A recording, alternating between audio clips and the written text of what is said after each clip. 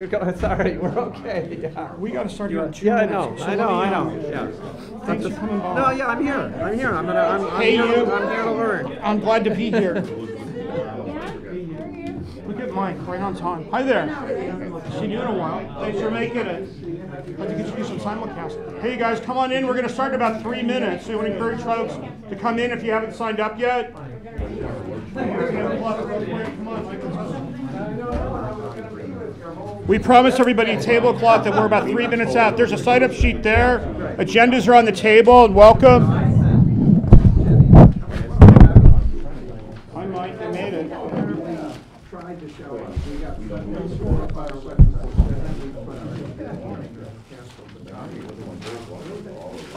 Steve, can you also have something before we close down?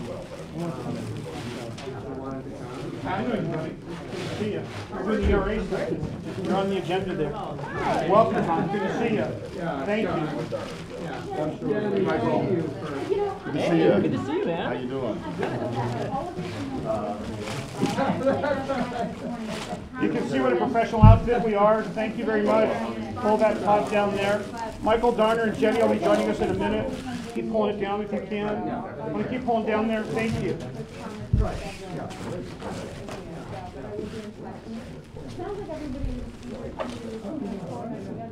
All right, there we go. Throw that up there. Hey, buddy. Hey, Mike. Good to see you. There he is. Good to Thanks. see you. Good to see you. Tomorrow we'll do beers and hang. Absolutely. Today you're on. You're the first one out. Get up at 4 o'clock in the morning. Really You know, he also got that meeting we're going to 8 o'clock. The way it was. Thanks. Oh, right, yeah. Pull up a seat, Mike. You and Jenny are going to kick it off. You're on the side. Yeah, you're right here. That's fine. Thanks, Custine. Hi, I'm Tim. For whose office? I'm sorry. Oh, wow, you made it. Thank you. We're going to do staffers, so why don't you pull up a seat? We'll get you in and we'll get you out. Thanks a lot. Do you have a card by chance? I'll do Okay. Thank you. We're all excited with the big news. We've been doing 676, 676, and they keep asking when the Senate one's coming. Steve, can I borrow that pen? We're going to, first of all, thank everybody. It was a nice rush of folks coming in. This is, for those of you who may be wondering, this is not a meeting of ALEC or the Republican Tea Party caucus. You stumbled into what we call the Progressive Roundtable. How many of you wanted to be here? All right. Who says we're not organized? We want to thank everybody. We're going to start in about 4 minutes. Currently, we're live showing a short clip with Jim Hightower. We're very excited today for a number of reasons. This concludes our first year of PDA in putting together the Progressive Roundtable. We feel very strongly that it's imperative as progressives that we create space on Capitol Hill, not just to hear from Congress members, but more importantly to engage them in the work of building our progressive movement. And we're going to kick off this morning with some very exciting news for those of us that have been working on the single payer movement. We want to update some big news that's just coming out of New York, as well as hopefully most of you have heard the big news coming out of the Senate. So we're going to have a nice little roundtable here in the beginning with some of our best friends, staffers on the Hill. And at about 1:30, Congressman Jim McGovern, his schedule allows, will be joining us. We did advertise both Barbara Lee and Keith Ellison, but given the world of DC, they've been rerouted, and we can't really argue that we'll miss them because they're part of the Nelson Mandela tribute. So they will not be with us. Alan Grayson is trying to reschedule to join us as well, but most importantly, you're here. And that's what this day is about. So before we go live, we did want to just take a minute. Let me ask our team, how far out are we, Peter? We're good to go. We're going to go. So, welcome to the PDA Progressive Roundtable. What we'd like to do, since we don't have a mic, and one of the things people very much would like to hear from you, is to get into your best organizer voice and just yell out as loud as you can who you are, what organization you're with, and what you hope to get out of today's meeting. I'm Tim Carpenter. I'm with Progressive Democrats of America, and I hope to build the progressive community a little stronger today, and most importantly, help with some dialogue to make us even more together as we face another budget fight once again here in the Capitol. So I'm going to start with some of our national team, allow Mike Hirsch to introduce himself, and then we'll move around the room. And again, real loud so everybody can hear you. Thank you and welcome. Thanks, Tim. I'm Mike Hirsch. I'm the National Communications Coordinator for Progressive Democrats of America. My name is John Johnson. I'm the state leader for the Progressive Democrats of America in the state of Nevada. Garland Nixon, I do a radio show here on the local Pacific affiliate, WPFW, every Friday from 6 to 7 in the appearance on Fox News. Welcome. Liz Schuster, Food and Water Watch. Real loud again for everybody can hear you. Liz Schuster, Food and Water Watch. Paul Davis from Health Gap. Hi, I'm Lacey Colmus. I'm from Public Citizens Global Trade Watch. Steve Schaff, PDA's National Advisory Board, Vice Chair Emeritus. Lori Kearns, Sanders' office. Jenny Perino, Congressman Conyers' office. Mike Joner, Congressman Conyers' office. To the back, to my left, Kelly. Kelly Johnson, PDA, District 1, Western Massachusetts. Hi, John Cabana, Institute for Policy Studies, and also the Sam Carpenter Fan Club. A small but mighty outfit here. Thank you, Chuck. Matthew Matola, I'm the Common Defense Campaign intern with Women's on War. Jessica Devereaux, Capitol Hill correspondent for the Real News Network. Jan Campbell, co-chair of PDA's National and Corporate Rule team, and also on the Senate team for educating the Senate. Mike Hogan, I'm not here with any organization, just here to learn.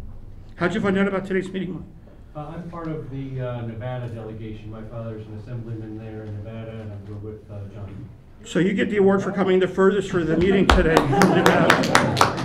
Nevada will never be the same. Welcome. Thank you. My name is Joe Hogan. I'm finishing my 10th year in the Assembly in Nevada. I've been a progressive and a Democrat for a long time, but I'm glad to be affiliated with the real thing and excited to do further work with the progressive movement. I'm Greg Martin. I'm the Senior Advisor for Progressive Democrats of America for Nevada. Yeah, Nevada. I'm Stephen Spitz. I'm PDA's and Corporate Rule Co-Chair with Jan. I'm also PDA's Co-Coordinator for Virginia. I'm Brian Kowalik. I'm the Great Lakes Regional Coordinator for the Young Democratic Socialists. I'm Julia Rubin. I'm with the Political Action Committee of the New York Stagehands Union, IATSE Local 1. All right. Beautiful. I'm Melissa Byrne. I'm with React Radio, and we're proud to always live stream this. And I'm on day 6 of the Fast for Families. So if you have time to stop by the tent on the wall, the fasters, or not me, but the other fasters, are so amazing and wonderful. And those of you who can't see from the live cast, she's got a very cool T-shirt on. Peter, sorry, want to introduce yourselves? Pete Callahan, React Radio. Troy Miller, React Radio. And just again, all of us together to thank React Radio for the live stream today and for being with us all the way. The People's Network, some good friends, late arrivals, folks doing the good fight for us. Want to introduce yourselves as well? Rochelle Friedman with the Coalition on Human Needs. I'm Debbie Weinstein with the Coalition on Human Needs. And I saw Lori sneaking. Hey, Lori, thank you. Many of you recognize a few new faces and old faces. It's always great to know we're doing something right when we have this many new faces as well as old friends. And National Nurses United has joined us. You want to introduce yourself, Laura? Sure. Hi, Laura McCleary, National Nurses United. Thank you, everybody. And again, we have a jam-packed agenda. Those of you who arrived late, here's agendas here. Maybe Mike Hirsch could grab those and get those out to folks if you didn't get an agenda. As we said, what we hoped this morning was to begin with the conversation. Many of you heard the breaking news late last night, of course, the quote-unquote budget deal by our good friend Paul Ryan and Senator Murray. What we wanted to do was ask our friends on the Hill to comment on that, to give us some insight. Congressman Jim McGovern will be joining us shortly so we could get on the ground a little bit more. But before we did that, we wanted to ask, as I said, some good news. Oftentimes we're one step forward, 2 steps back in this fight. But good news for those of us within PDA. One of the landmark issues that was in our DNA when we were founded was Congressman John Conyers was the first person that ever spoke at Progressive Democrats of America in our first function when we rolled out our endorsement of 676. We wanted to introduce part of the Conyers team to you, as well as the good news that's happening up in the Senate. Many of you hopefully heard the news of Bernie Sanders, and I'm not going to steal your thunder, so we'll let you take that.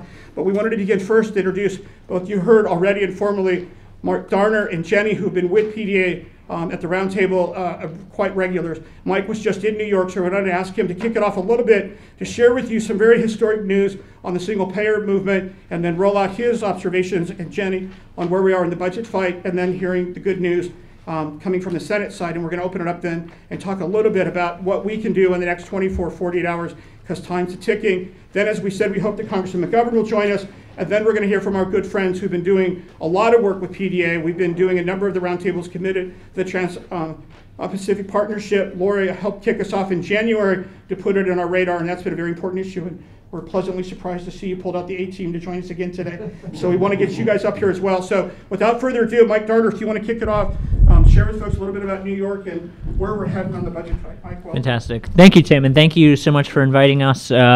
Send my greetings, or Mr. Conyers sends his greetings to you. He's in South Africa, or on his way back from South Africa right now. Wishes he could be here, but we'll see you tomorrow night. So we were very excited. I traveled with Congressman Conyers last Friday up to New York City, where we had a really historic meeting with Central Labor Council 1 in New York, which is the largest Central Labor Council in the United States. There they rolled out their formal endorsement of HR 676, which adds them to the hundreds of other central and local labor councils that have endorsed the bill, in addition to the 11 international unions that have previously endorsed the bill. So we were very happy to do that. Met with a lot of friends from Physicians for a National Health Plan, from the labor movement, from Progressive Democrats of America. Former talk show host Phil Donahue was there. He loudly expressed his support for single payer. It was a really great event, and I think we built a lot of good friendships, a lot of good working relationships that I think will bear fruit in the coming months and years. And Congressman Conyers is very excited about it. We're up to 53 co-sponsors of HR 676, and from that meeting, I think we got some commitments to work to build that number in New York State. So very excited about the news coming out of the Senate, which Mr. Conyers is very supportive of Senator Sanders' work. So the good news for those watching is that while we're somewhat concerned about enrollment and computer glitches, the fight for many of us continues on the single payer movement, and great progress there. Right. And the question has been, when will we get something at the Senate side to help us with this single payer movement that would help the states to move while we stay stalled a little bit here at the national level while we continue for the endorsements. So without further ado, if you want to take the mic, Lori, and share with folks what's coming out of there, and we'll bring it back over to these guys on the other side. Watch this one. It's very tricky. Okay. And please again, introduce yourself to folks out who are watching. Okay, I'm Lori Kearns. I am the Healthcare Legislative Assistant for Senator Bernie Sanders of Vermont, and we were very excited on Monday to finally reintroduce Senator's single payer bill, the American Health Security Act. As many of you know, it's co-sponsored here in the House by Congressman McDermott of Washington, HR 1200. It's essentially the same bill that we have introduced in previous Congresses, with two minor changes as suggested by Physicians for a National Health Plan. We were happy to incorporate these changes that states will be required to cover all residents regardless of citizenship status. We expect there will be a fight over a definition of the word resident, but we'll cross that bridge when we get to it. And that providers, especially hospitals, will have to separate their capital and operating budgets and cannot commingle the funds. Otherwise, it sets up a state-based single-payer system. Of course, we are very grateful to Mr. Conyers for all the hard work that he has done and are very supportive of the idea of a Medicare for All type program. Were it ever to come over to the Senate, we would be loudly championing the cause. But Senator Sanders has long believed that states are the laboratories of democracy and that they should be setting up their own systems, much as Vermont is prepared to do in 2017. Much like with the Affordable Care Act and the federal exchanges, if a state chooses not to set up its own system, the federal government will do it for them. So we'll see how that goes. But otherwise, we are very excited to finally introduce the bill. It is S-1782. If anyone knows anything exciting that happened in the year 1782 that we can tie this to, we are open to suggestions. And I think that's all I've got. We appreciate your support on the issue. Thank you. For those who are watching and for us in the room, this is a intersection that we've been waiting for some time to come together. We will continue to struggle at the national level. The fight for single payer ultimately here in Washington has to move forward, but while we wait for Washington to get its act together, we want Congressman Conyers to know that we have his back. We'll continue to work for co-sponsors. As Mike indicated, there's been a number of new sponsors. It's been part of the letter drop campaign. We'll talk more about that today. Just last November, over 251 members were visited in their district offices. Many of them asked to endorse 676. I was fortunate enough to travel back home last month. One of my former Congress members is not a CPC member, Congressional Progressive Caucus member, but outside of the traditional allies of single payer, Loretta Sanchez came on board with 676. So at the national level, our fight continues to let Congressman Conyers know we have his back. And now we have a companion bill from McDermott and Sanders that allows us to move forward at the state level. So while the federal government remains stalled, we're going to try through the work of Congressman Sanders and Congressmember McDermott and Senator Sanders to give the states the tools they need so that they can begin, like Vermont and others, to move the single payer fight forward. So again, while MSNBC and CNN are clamoring on the numbers of enrollment and are fixed on the computer gate, we have remained focused. We were never part of the public option. We were never part of giving up the fight for single payer. So it's nice to know that our movement is coming back together again, united both inside Washington and outside. Whether you work at the national or state level, PDA wants to work with you. So we want to thank again Congressman Conyers and Senator Sanders for their work. Back to Congressman Conyers. In addition to that, Jenny and Mike have been with us with the fight for health care. The number one fight now for many of us is the reality of what we see now in the budget fight. Washington throwing the unemployed under the bus when they're coming back to cut. And as we know in this room, it's all about jobs, jobs, jobs. And once again, in addition to single payer, Congressman Conyers has been out front. Jenny was with us very early on to share with us Congressman Conyers' jobs bill. Many of us have been working on that. We want to ask Jenny to please update to help bookend for us jobs and health care. Jenny? Yeah, I think, it's interesting. December comes about to positive news that we dropped down to 7% unemployment rate. But I think that in the larger scheme of things, as Tim was alluding to, the situation is just getting more dire. Those unemployed continue to be the long-term unemployed. And now at the at the end of this year, the beginning of next year, we are cutting off long-term unemployment insurance to another 3 million Americans. So it really, we're doing nothing here, or not doing enough here from Capitol Hill.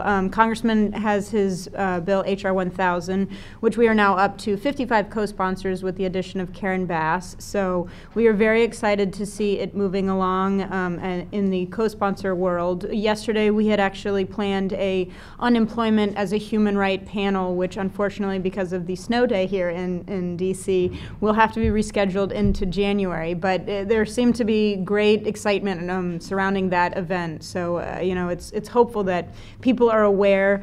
I think also joining forces, which we hope to do moving forward at the beginning of the year, pulling together a jobs caucus. It's still in its infancy, but the idea is there. Our goal is to hopefully be able to bring in some of the poverty angles and the wage angles to really kind of unify the argument that the federal government does have a role in improving the outlook of employment opportunities for Americans. So we continue to appreciate PDA's help in moving it forward, and we look forward to more people joining the fight on it. Thank you, Jenny. That then would conclude our single payer ongoing jobs. We're going to keep the train moving here. It's not often in Washington that you find a Congress member who's early. So we're going to move to our next shuttle here. Ask Deb to join us. Deb, if you want to come up and join us, please. We want to shift the discussion now, if we could, please, Congressman. Welcome. To the battle in front of us in the next 48, 24 hours. I have, for full disclosure, the honor to introduce my Congress member from my hometown of Northampton, no stranger to the Progressive Roundtable, somebody who's been with us all the way. If you remember back in May, when the Democratic Party leadership was silent, we asked Congressman McGovern what we could do to help on the SNAP fight, the food stamp fight, and he said, help me to raise the consciousness of our party. And I asked him where the Democratic Party leadership was at that time, and he said it was rather silent. And that was back in May. And since then, we've been engaged in a real struggle. We've been every month delivering letters. Last month, again, 251 letters delivered to congressional district offices. And this is the fight for many of us in the coming days here, in addition to just the budget fight overall. This is a very significant struggle for us. Congressman McGovern's leadership on the hunger question. We simply set out to get a vote of conscience and succeeded in actually defeating the Farm Bill at that time, but it has raised its head again, and we have a big fight. Deb, who's going to introduce herself to you in a minute, has been on the inside and the outside as well as this fight. So I've asked her to join the roundtable as well, to ask her to introduce herself to the team and those of you back home. She, like many of you, is one of those folks that is tireless in her dedication and her work on these issues, and we're very honored that she's with us at the roundtable. But first, if we could, Deb, is to allow Congressman McGovern to kick it off for us, to frame it up, and again to welcome Congressman Jim McGovern from Massachusetts. Thank you.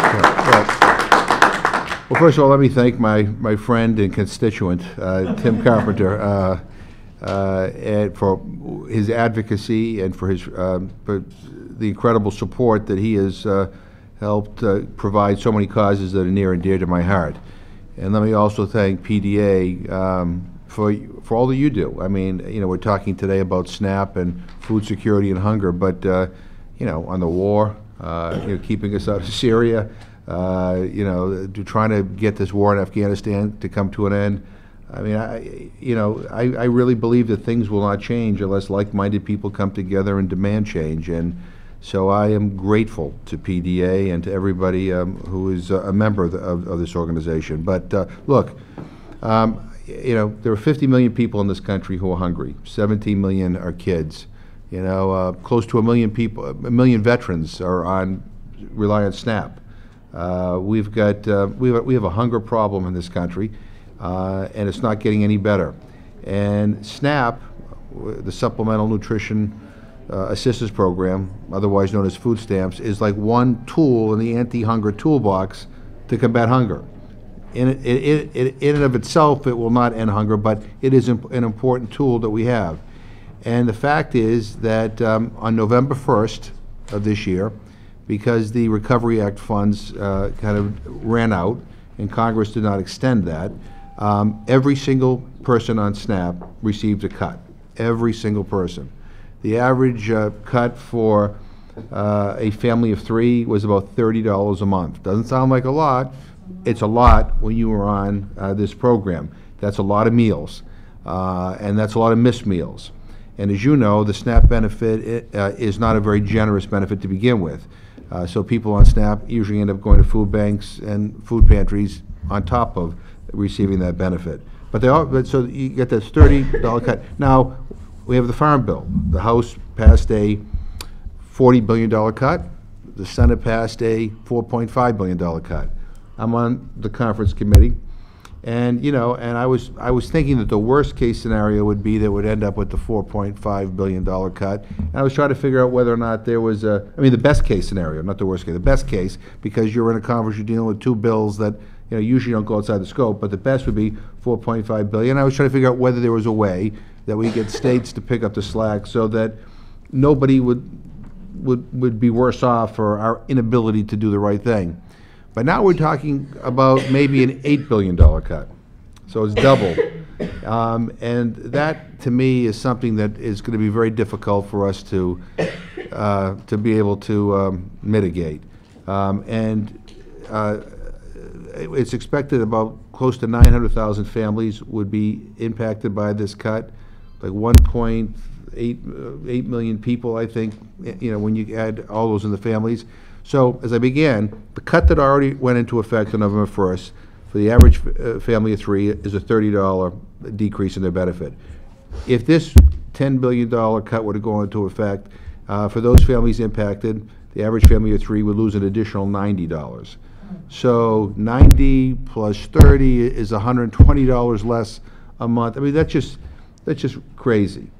And here's the deal. You know, there are lots of things in this Farm Bill that I don't like because they protect those who are very well off. There are sweetheart deals and subsidy guarantees that I think go over the top. But in the spirit of compromise, I said, look, I'll support a Farm Bill that doesn't make hunger worse in America. That's not I didn't think that was a high bar. I thought I was being kind of, you know, generous. I don't think it's too much to ask for. And so we're not going to get a Farm Bill before the year is out for a whole bunch of reasons. And this will be brought up again in January. And I think it's important for people during this break to weigh in with their members of Congress to say, look, you know, if you're going to bring a farm bill to the floor, make sure it's one that doesn't make hunger any worse. We're not even asking you to make it better in the short term. We're just saying don't make it worse. Because if you do bring a farm bill to the floor that makes it worse, then we're going to ask you to vote against it. You know, it's that simple. Look, poor people are getting beat up every day here, and I understand the need to want to balance the budget and you know, reduce the deficit, reduce the debt. We all want to do that, but you can't constantly go to the same well, which is dipping into programs that benefit the most vulnerable. And let me just kind of back up a little bit here. You know, we passed the Child Nutrition Reauthorization Act, the First Lady's signature bill. It was a very difficult thing to get passed because the offset was SNAP. They paid for it with the food stamp money.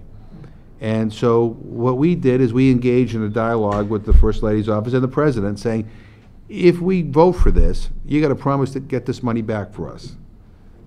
No problem. It makes in the signing statement says, I'll fight to get it back for you. He hasn't, okay? So that's gone. When we had an emergency with, we needed more money so the teachers wouldn't be laid off. They dipped into the SNAP fund.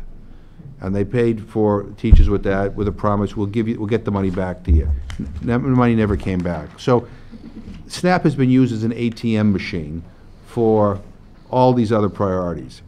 And I'm just saying that at some point, we got to make the priority the most vulnerable in this country. And I gave a talk today on the House floor, and I said, you know, and I'm not just appealing to the Republicans, you know, to finally come up with some compassion on this issue, but we need some leadership from the White House too.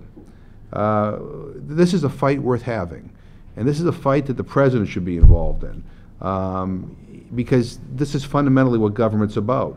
If government is not primarily there for those who are in need, then I don't know what the hell good this system is. I mean, you know, yes, I like the fact that Donald Trump gets all these tax breaks and stuff like that, but government is primarily there to make sure that the weakest and the most vulnerable and those who are most destitute don't get overlooked. And so I think as we approach this farm bill, we got to make sure that we don't make things worse. And so the message, I think, to members of Congress is, you know, I think no cuts is the message we ought to be saying. You know, and if we're going to have cuts, you know, let's make sure that mitigated. You know, if you know, this $8 billion they claim is that we're closing a loophole. Well, it really isn't a loophole; it's a policy change. But if you don't like that policy, then take that $8 billion and put it back into the program so you can help make the cut that went into effect on November 1st less onerous. But don't take the money away from the program, you know?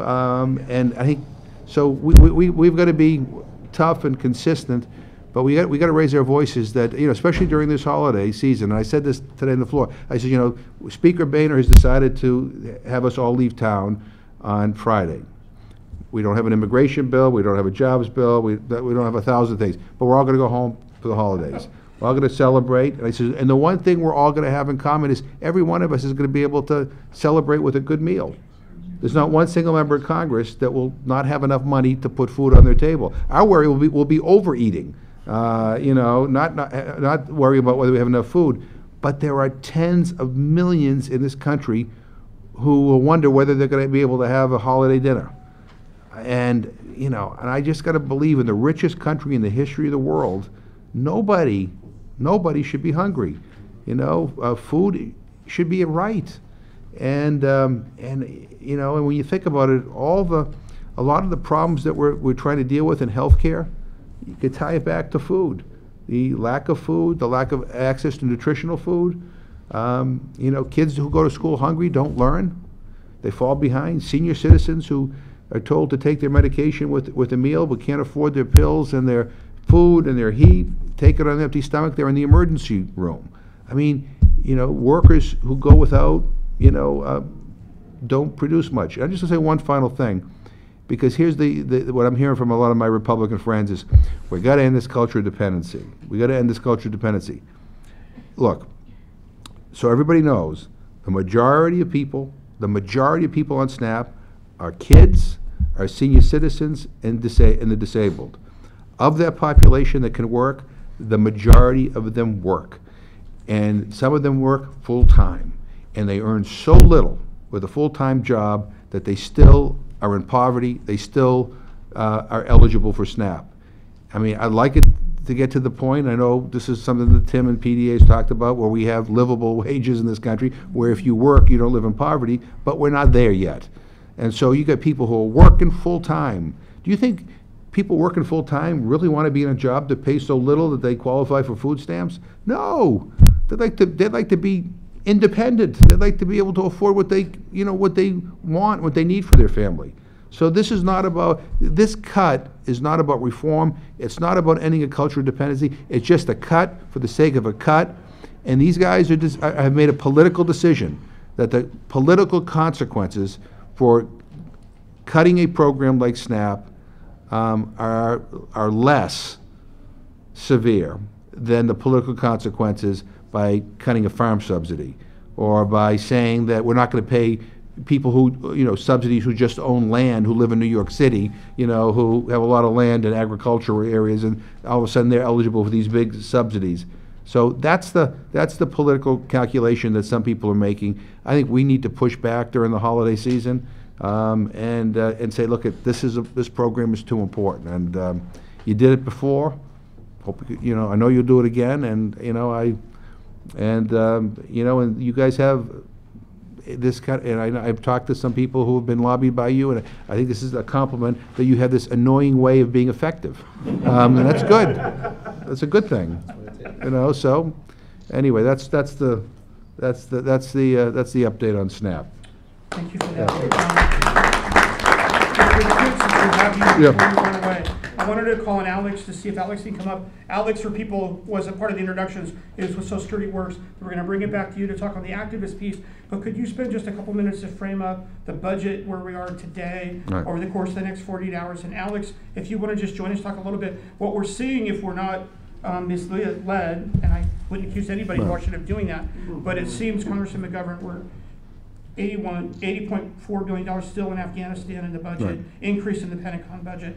The first real hits now on Social Security are coming. So if you could comment a little about that, and then we can share from our activist base what we can be doing from the grassroots. If you could frame it up on the inside for us. So this budget is a better budget than it was 24 hours ago, which is not saying a hell of a lot. And by that I mean, by that I mean, that some of the offsets that they were talking about 24 hours ago are less onerous now than they were then. It's still not a good budget, nor is it a budget that any of us would have written. It begins to start to reverse some of sequestration, not as much as I want the whole thing gone. I mean, I think sequestration is an all-time high in recklessness and stupidity, but it begins to increase more monies into non-defense discretionary spending. It increases defense monies as well. I don't like that. I mean, I think there's a lot of savings in the defense budget, but I think we're trying to figure out how do you move the ball forward a little bit, given the actors that you're dealing with here in the House, and we need to start chipping away at sequestration, and and I'm looking at this, and I have two views. One, it's a baby step forward in terms of chipping away at sequestration. I find the fact that unemployment insurance is not part of this deal unconscionable. And so no matter what happens with this budget deal, I think Democrats have to raise holy hell about the unemployment insurance and try to shame these guys into, addressing it. Because if not, on December 28th, 1.3 million people will lose their benefits. But look, we're dealing with we're kind of trying to figure out what is the best deal you can get with the characters that we have here running this House of Representatives. The fact of the matter is, I'm not sure that the Republicans are going to get their own conference to vote for this, because you got people there who not only want sequestration enshrined, they want more. So I think on the budget deal, it's going to be, it is what it is. It's not, this is not a defining moment. It is probably it is a moment to try to avoid another shutdown and to try to avoid at least some of the chaos that we went through before. Just one final thing on Afghanistan. We need to, and I really believe that this is important, we need to go back to Afghanistan, the issue of Afghanistan, and be prepared for a major fight next year.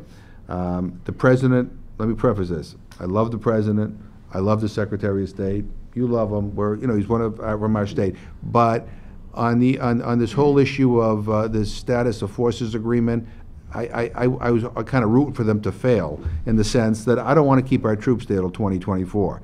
And we should not, and we need, in the House, with your help, we had an overwhelming vote last year that said, if the President decides to keep troops in Afghanistan beyond 2014, that was the stated policy, then we ought to have a separate vote in the House to authorize that. And we had Republicans and Democrats vote for that in the House, and we want to make sure that we try to make that happen, because this notion of more troops for this war that's already the longest war in our history, that has added more to our debt than any other single issue that we have in this country. We can't let this go on. Karzai is a crook. I've been over there. I've friends, relatives who have been stationed over there.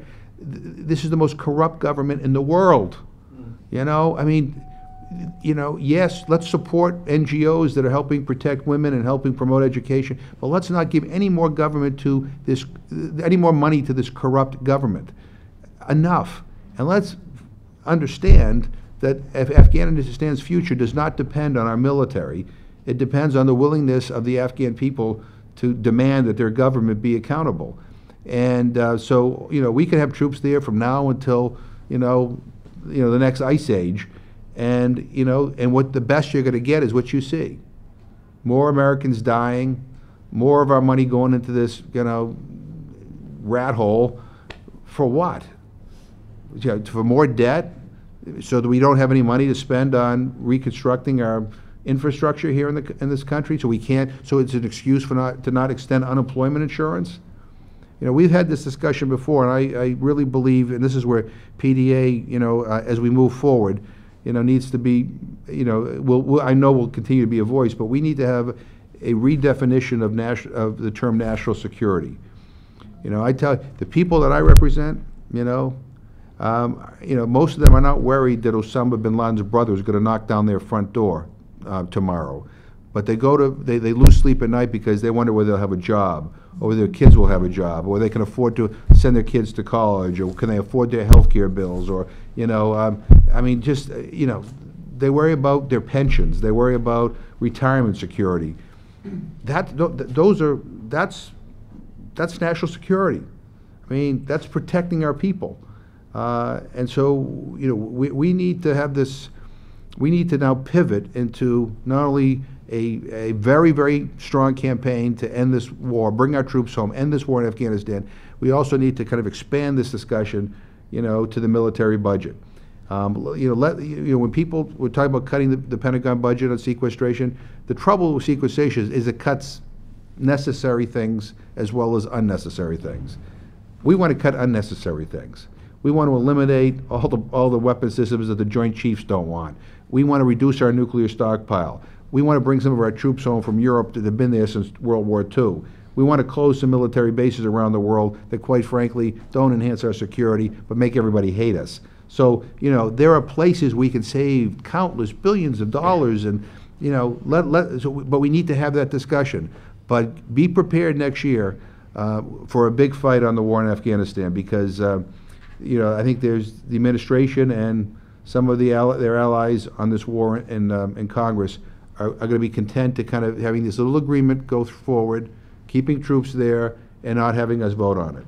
You ought to demand that Congress vote up or down on whether or not we should continue this war beyond 2014. And I believe that if you had that vote, a majority, including some Republicans, have decided enough is enough. Time to bring this war to a close. All right. What would Washington look like with 215 Jim McGoverns in the West? Yeah, well. Before you leave, can I just ask Alex and Deb, from our activist standpoint on the outside to share with Sure. you some of their concerns looking at the budget. Okay. And most importantly for folks that are watching today, over the course of the next week, again, PDA will be delivering letters to district offices specifically on, we're going to talk later about the TPP, but right now on the SNAP fight and Social Security. So I think we have two of the best folks working the outside, and this is a chance for them to share not only with you, Jim, but folks out in the audience. Alex, again, if you could introduce yourself and raise your point to the Congressman. Welcome. I'm Alex Austin. I'm the Executive Director of Social Security Works. And in this room and with our folks at home who've been fighting this battle for so long, I want to actually start with a somewhat controversial statement, which is that this small budget deal is actually far better than what it could have been. And it is a testament to our champions in Congress and to the voices of all of us and the millions of Americans around the country who have stood up and said absolutely no cuts to Social Security, Medicare, Medicaid benefits. And that is the new starting point. And that is a victory that we should pocket, and we should, amongst ourselves, make sure that we understand that was our efforts. At the same time, obviously, there's so much not to like about the budget deal. As you brought up, I mean, it's unconscionable to pay for weapons systems, but ask veterans to, but take it out of the pockets of veterans, to take it out of the pockets of federal employees who've already faced so many cuts, just time and time and time again, and to not have unemployment insurance in there. Again, these are all things that we need to maintain vigilance, keep our voices raised, and also, as we know, when we go on offense, we win. So moving to the message of expand Social Security. Let's lower the Medicare age to 62. That's when you can retire. Let's make that when you can get Medicare. And then let's slowly creep that 62 down to 0. With our champions, that's the path that we need to take. Something on the horizon that I think activists need to really pay attention to, and I think it's going to happen somewhat quickly if I understand it well. The doc fix, the SGR, is going to have to come up at some point. And I think there's something in markup in the House and in the Senate, and it'll have to happen pretty soon, and the pay-fors are blank at the moment, and we are going to want to maintain a fierce resistance to any sort of benefit cuts to Medicare. And of course there, if you raise people's costs, that's also a benefit cut. So decreasing their income or raising their costs is a benefit cut. So that's going to really, we need to maintain vigilance on that one. And I think the strategy, as Tim is one of our biggest proponents of and has been for the entire time, we need to go on offense. We know the American people are with us. We need to bring their voices here to D.C., and we need to get the backs of our champions when they've got our backs, and we need to let everybody know that that's what we're doing going into next year, but also in the last couple fights that we're going to face in this year. Thanks, Alex. Again, if you introduce yourself to the team outside. Sure. I'm Debbie Weinstein. I'm with the Coalition on Human Needs, and we're an alliance of national organizations that includes faith groups, service provider groups, human needs advocates, and our concern about low-income and vulnerable people. I basically what he said, that Congressman McGovern has been a fabulous champion. I know when I'm leaving this meeting, I'm going to rush off to Philadelphia to talk to the witnesses to hunger. And I remember being in the room when you talked to the witnesses to hunger. These are low-income moms struggling fiercely to get their children what they need, and they weren't helped by the cut that happened in November, and some of them will be hurt by the additional cut, serious additional cut that you talked about. From somebody with the overview perspective across human needs, it's especially painful to think about the lack of clout, what it gets down to, of the low-income jobless person who is at the moment apparently being abandoned by key elements, not you, but key elements in Congress. that we have to fight against. If there's a hair of a chance to get those benefits back before Congress leaves, we need to fight for it. And of course, on SNAP or food stamps, the idea that, you know, some of the same people smacked because of this idea of precipitously losing their jobless benefits at the same time that SNAP benefits are going down. It's painful, and the solution is the people in this room and the other advocates that we work with to be hollering about it, to hold accountable. If there is going to be a vote on unemployment insurance before Congress leaves, I don't know, then there's a clear way of holding people accountable for what they do.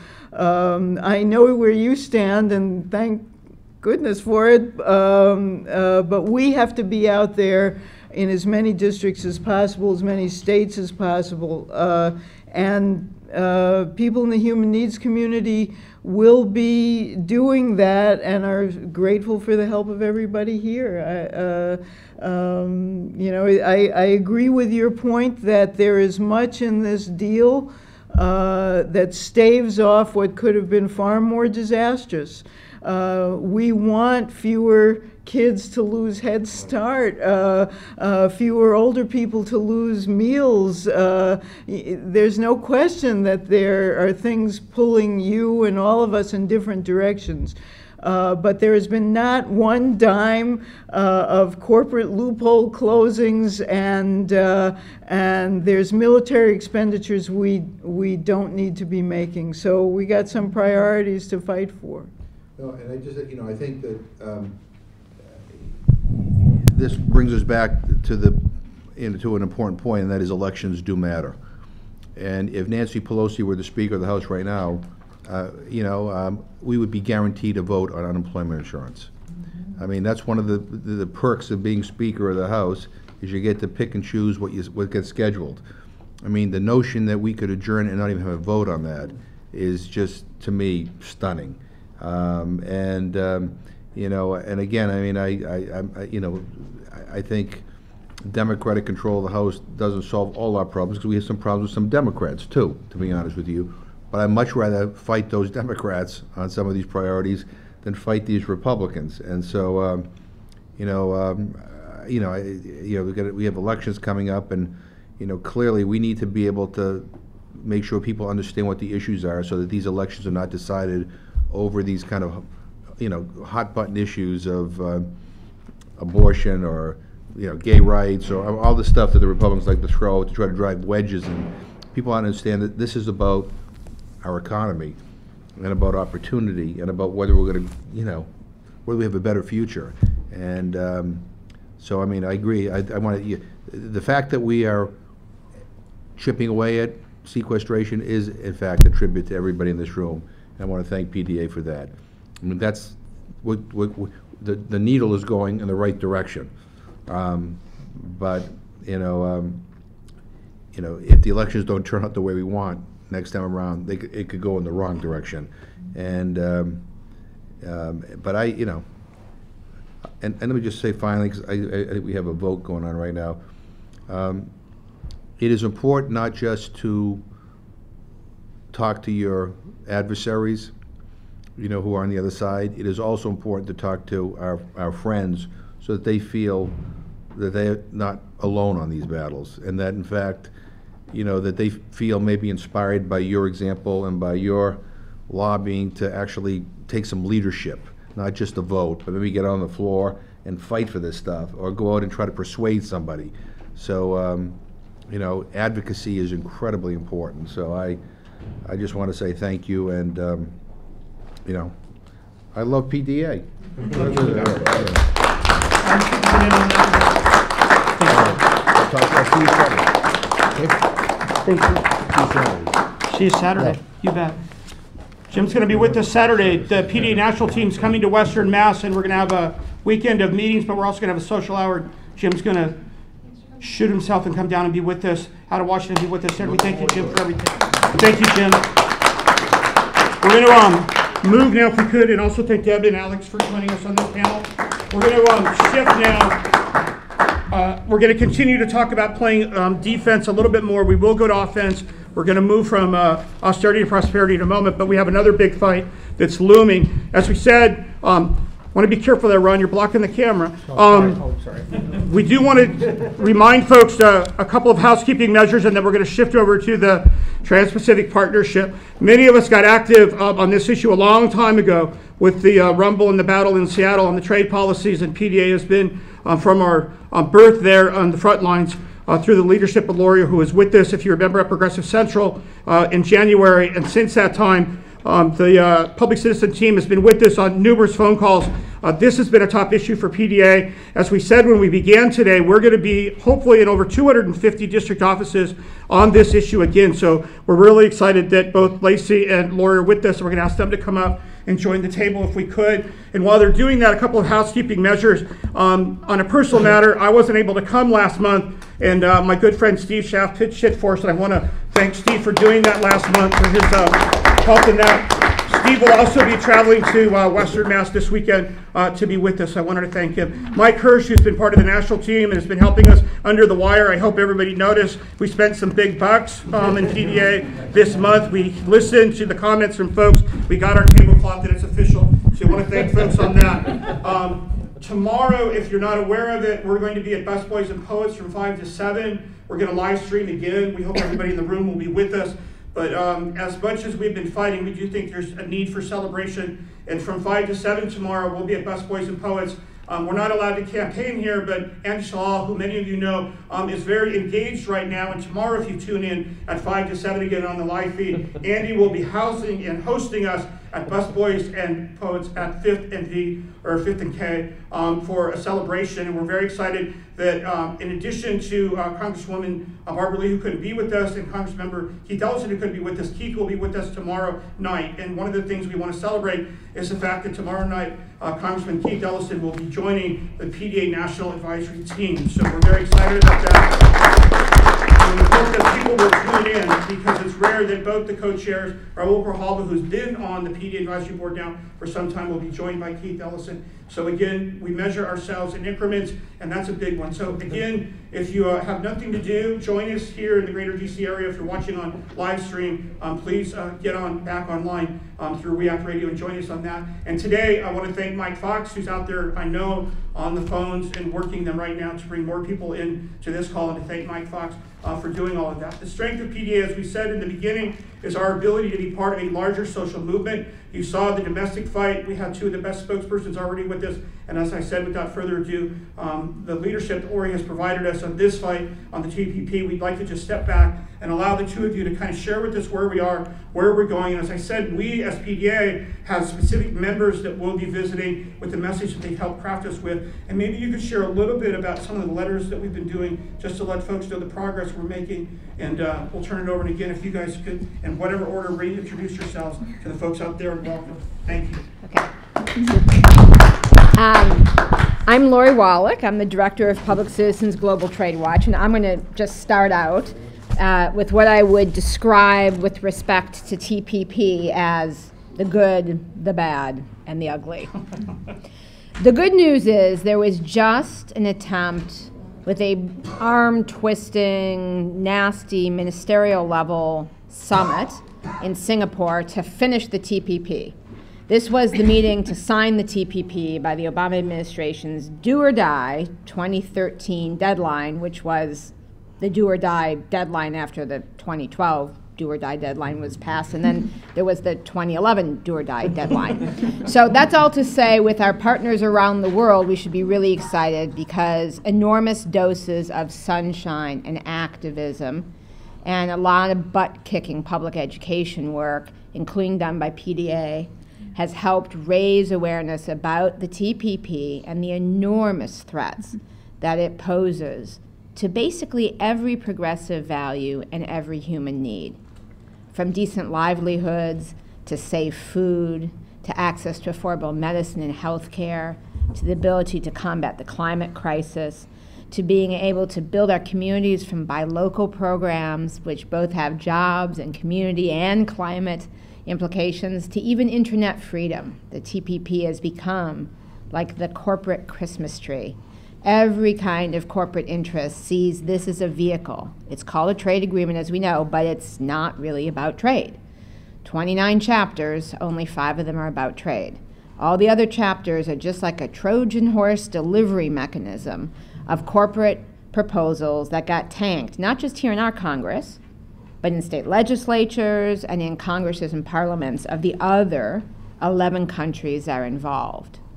So this sneaky deal in one fell swoop is the favorite project of your chronic U.S. job offshoring manufacturing companies, your big pharma medicine price killing people monopolists, your agribusiness starving people coalition, your oil and gas, let's just rip up everything and trash the environment and the planet folks. You name the corporate interest, big content, the folks who gave us SOPA and then got stuffed up their nose, all of them are all together on the TPP. Now, at this ministerial, the good is they didn't sign it. The good is we are in this fight with people around the world. We're going to actually Dracula strategy this damn thing by dragging it in the sunshine until, like Dracula, it does not live. But the bad. Folks, the bad is, at that ministerial, the U.S. pilloried a lot of countries into agreeing on some really outrageous damn stuff. And it was like one of the most barbaricious things you'd ever seen, in that you basically had the U.S. single-handedly bashing the stuffing out of every other country, doing outrageous tactics like dragging individual countries into a room with everyone who was against them, leaving all of the countries that were with them out in the hall to beat on their heads, until they extracted some agreement on the following things. From a situation where every other country just flat out had said no to these outrageous big pharma proposals the U.S. has been pushing, to do things like patent extensions, evergreening of medicine, so monopoly, so prices are so high that in our country, Medicare, Medicaid, et cetera, costs a lot more, we all are suffering. But in the developing countries, that are the majority of the countries in TPP, it means people would die. They just couldn't get the medicine. It is patent extensions and evergreening, but data exclusivity. Even when a drug finally is off its damn patent, you can't get the data needed to make the generic, because that is kept in monopoly secret. What this basically is a death sentence for a lot of people and a severe detriment to the healthcare systems, which are great national functioning ones in Australia and New Zealand that Big Pharma is targeting. And for the first time, a lot of countries basically said, okay, U.S., we'll think about it. Some of them said, we'll do it. It's really dangerous. It's dangerous also because that means it's down the road to making a deal. The U.S. continues to battle against every other country, and this has not broken down on financial regulation. The U.S. is trying to ban the use of capital controls, a very fundamental macro-prudential stability mechanism. So if we want more global crises, sign on to TPP, you put on the handcuffs, you can't regulate the banksters or the speculators. All of these things that basically countries have been standing up against, the U.S. has started to break down. And the new goal is to try and sign a deal in April, which is the next time the trade ministers together. The good news is, again, they didn't make a deal. The bad news is they got a hell of a lot closer. And the things that got traded away are really outrageous. They're fundamental core human needs. Now, meanwhile, the things that the U.S., the Congress, for instance, has said that we need to make sure that even the small little economic trade part of it works, needs to be in there, they didn't get. So things like disciplines against currency cheating, for instance, wasn't even talked about. 60 U.S. senators, 230 House members said, this has to be in the TPP. Guess what they didn't talk about? That would be currency cheating. Other stuff like buy local, the U.S. is on the wrong side of history on that one, bashing everyone else. Just top to bottom, it's really not good. And then that gets to the ugly. The ugly would be fast track. So the good, we are in the game. The Trans-Pacific Partnership is in an earlier stage than the free trade area of the Americas, an agreement that got Dracula strategied out of existence. But the bad, they're closing in on trying to make a deal, and it's much, much harder to stop a dangerous deal once it's signed. It's not impossible, but let us make sure they never get there. And then the ugly, what we have to do in the U.S. The number one contribution in the U.S. to the global campaign that is growing to stop TPP is for us to make sure there isn't fast-track trade authority. So fast-track is an anomaly to the Constitution and to 200 years of how the U.S. made trade policy. Fast-track is a procedure Richard Nixon cooked up that takes away all of Congress's exclusive constitutional authorities to control trade. Our country, as everyone knows, got hatched out of the Boston Tea Party, a trade war. So when the founders wrote the Constitution, they made sure that power over trade was exclusively, solely, totally in the control of the U.S. Congress.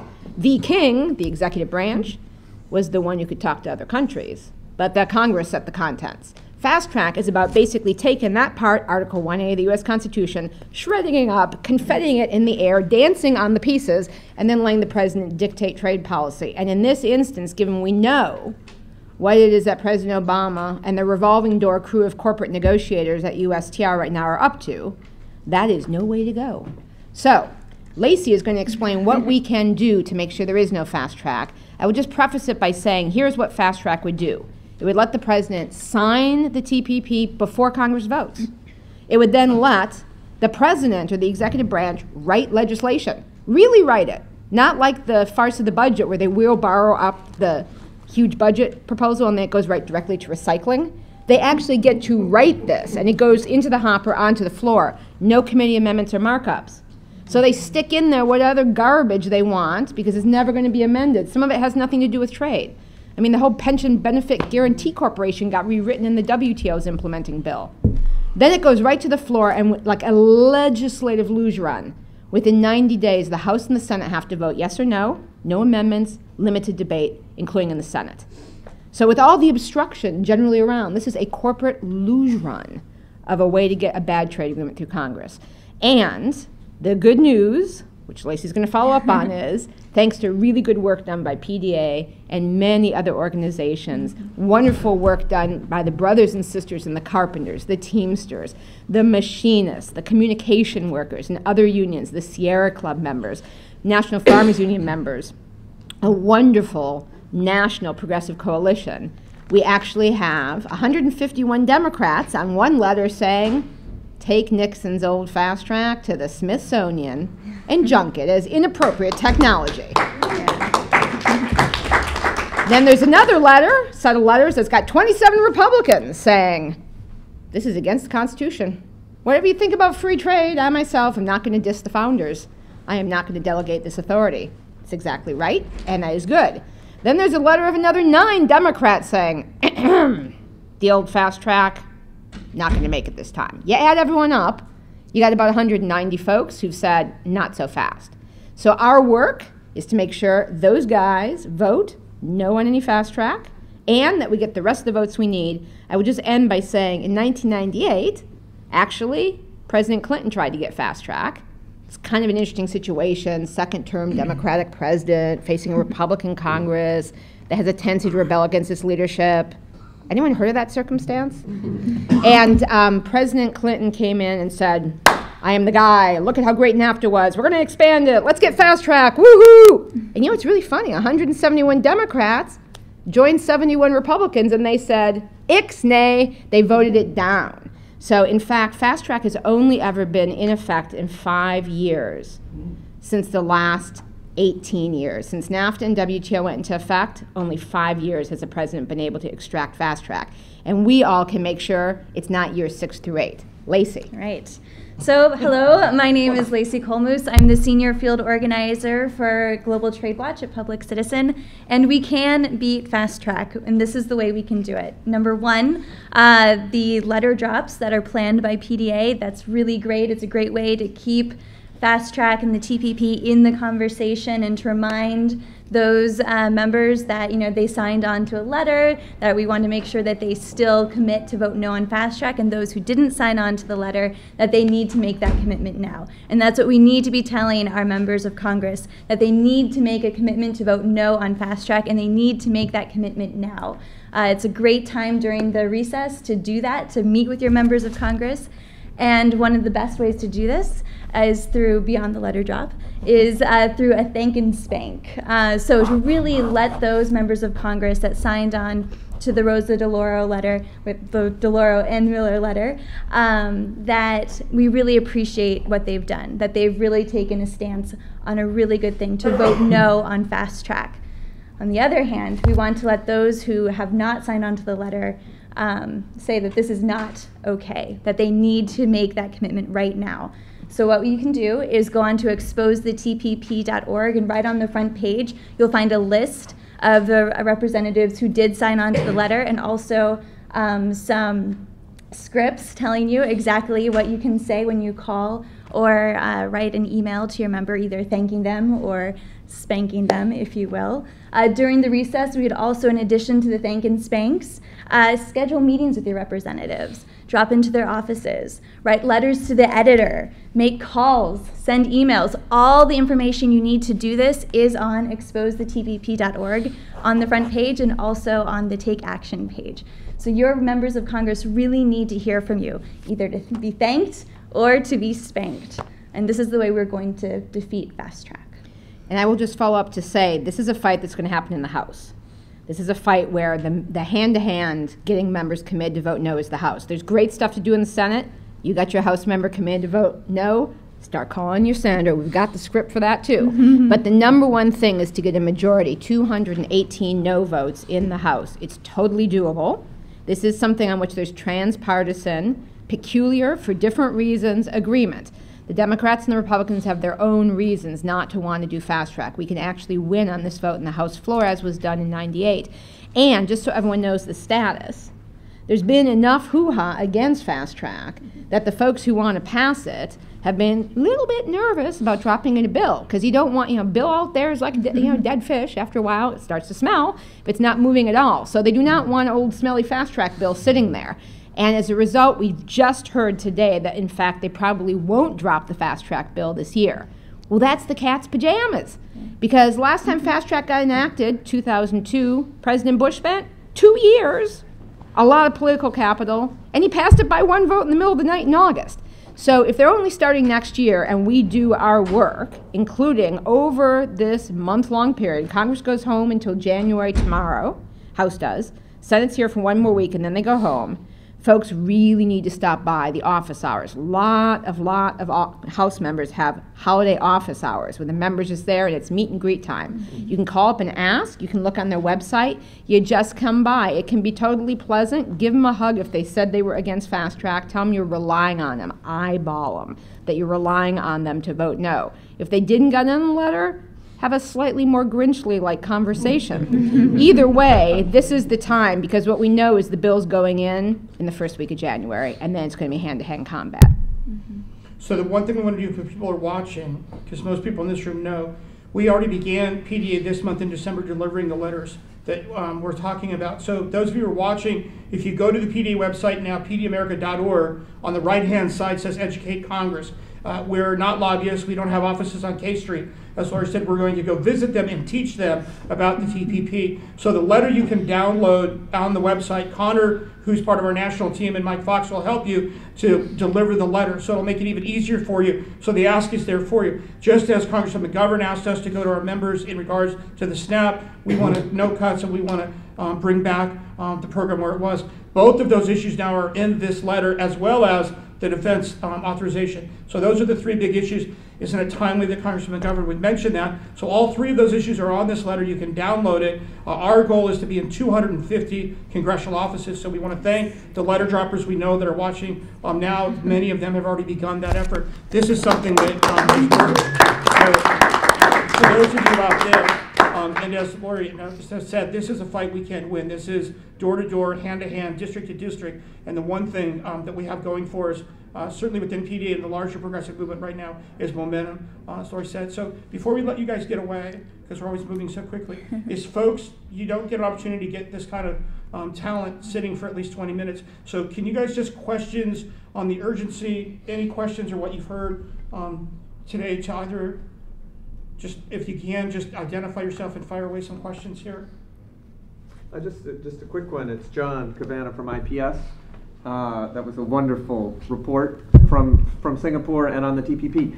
This right now is also the 20th anniversary of a battle that Lori was in the center of, which was the fight to defeat the North American Free Trade Agreement. And I'm curious whether you think that that is a winner, to use the 20th anniversary to point out all of the horrible things that free trade agreements have done to those three countries, and is that part of the strategy? And say a little bit more about the timing. It drops the first week, but how long do you think that fight, plays out for? Mm-hmm. So on the 20th anniversary of NAFTA, yes, it's a very good way to frame this. This is NAFTA on steroids, TPP. That's what we're talking about. This is the update to even expand further NAFTA. And on tradewatch.org, www.tradewatch.org, you'll see a fact sheet that is the 20-year outcomes of fast-track trade agreements. And it goes through in bullets what's happened under NAFTA, WTO, and it's everything from job loss to wage inequality to unsafe imports to service sector offshoring to what happened in Mexico, to what happened with the investor state tribunals with the corporate attacks on our domestic laws, over $400 million already paid out in attacks in foreign tribunals on environmental, health, safety, development laws. It talks about what's happened with enormous immigration displacement after Mexico's agricultural system, independent food system was destroyed. So that is a very good frame. That's a useful piece of material. Also, when folks are going to drop off these letters, if you're feeling at all squeamish about not knowing enough about TPP, a great resource is the website exposethetpp.org, because that's got a fact sheet on basically every issue of how the agreement could affect your lives, from higher medicine prices to lower wages to offshoring to what happens with call center jobs, if that's your area, to manufacturing, to what happens to food safety and farmers and buy local. There's climate issues, there's a whole set of substantive issues. So whatever really motivates you, that's made you an activist, it's there. You can just use that to get yourself comfortable, because you're going to know the substantive issue, and that fact sheet explains to you how TPP cooks your goose on the issue you already have in your heart. So that's a very useful resource. As far as the timing of the fight, the bill, all rumor has it. So here's the background, just so everyone sort of is armed for what is going to be it's a good thing this is actually being live cast, and use a word you can't use on TV. A major horseshit factor is going to there's going to be a lot of horseshit about this. So here is the story for over a year, for a year now, what are called the Big Four, which is the House and Senate ranking and chairs, have been sitting down, 3 of the 4 of whom love fast track, to agree on, fast track, which you would assume would be like a 30-second discussion. Hello, Sandy Levin, you don't agree, you can leave now. The 3 of us, we always love fast track. Let's have a nice day, let's put in the bill. Somehow, despite promising they were submitting a bill before Easter recess, before Memorial Day, before August recess, before Thanksgiving, a bill never got submitted. And the backstory of that is 2 underlying fights that we're going to need to see how they play out. One is 3 of those guys are happy to dust off the old fast track from 2002, the one Bush had, just add a few new sort of dots and squirrels and throw it in. And Mr. Levin, the Democrat in the Ways and Means Committee, has basically said, we need to have a different way of doing this. Now, they've ignored him. They haven't probably included him very much in the conversations the last couple of months. But they're now even fighting amongst themselves about whether there will be what is called, our brothers and sisters in the labor movement call, the trade burial insurance, trade adjustment assistance. It's a special program that has special unemployment benefits, extensions, and training program if you lose your job to trade. And right now the Republicans are basically saying, not only are we going to make sure we lose more jobs and expand NAFTA to 11 more countries, we're going to take away the very modest, full of holes, and hardly bounces safety net that we have in place for when you lose your job. And that is one of the things that has held up introduction. So, depending on whether the trade adjustment assistance fight gets settled, we literally could see a bill the very day Congress comes back into session, which for the House is the first week of January. Then what will happen is that bill will have to have a hearing, probably a week later in the Senate, hearing, a markup, because this is legislation, this isn't the fast track trade agreement, and then it could go to the floor. So we could see, if they really put the fast track on a fast track, a vote on fast track on the floor in the House in January. And we have to be ready for that. Because the general rule for trade organizing is the worst thing will always happen. So we need to be doing the work now over recess, and then we'll have perhaps a couple of weeks in January to secure our votes. Great. Now, if we're winning, and this is a patience factor issue, if we're winning, this is going to drag out all the way into August recess. And we will have a big honkin' party when they adjourn for August recess and there is no fast track, which is what's going to happen, because it's then going to shift to silly season of the midterm elections. And I don't think that we'll be seeing, I mean, we could see in September a fight, but basically if we get through August and there is no fast track, democracy and the people will have won. So drag this puppy out as long as we can. Well, basically they're not going to bring it up to let us vote it down. So if they know we have the votes, they're not going to put it on the floor. I mean, when Clinton sort of said, oh yeah, you don't have the votes, right, and made Newt Gingrich put it on the floor, that was a setback that tanked the free trade area of the Americas. That was sort of, it was already in deep doo-doo from the Dracula strategy for a year, but then the last sort of spike in that Dracula's heart was the tanking, boxing, and burying of fast track. Clinton never got it again. He had it for 2 of his 8 years. So that would be a lovely thing to do on the House floor. I suspect we will not have that opportunity, but probably they will not bring it up for a vote at all if they do not have the votes. So if we get to August and they have not had a vote, we will have won. If we get to August and we voted it down, we will have won. Either way, we can't have fast track at the end of the year. So before we let you guys go, Lacey, can you give your email address for people who are watching? Yes. If you have a specific question about your member, she's got the black book, and she can find for you specifically your member and how to really zero in on your member. We had a great call yesterday. There were over 40 PDA activists that were on the phone, and we were going through city, congressional district by congressional district. So if people want to get in touch with you directly on their member, your email address, phone number. Okay, so give me an email at lkolmoos, that's LKOHLMOOS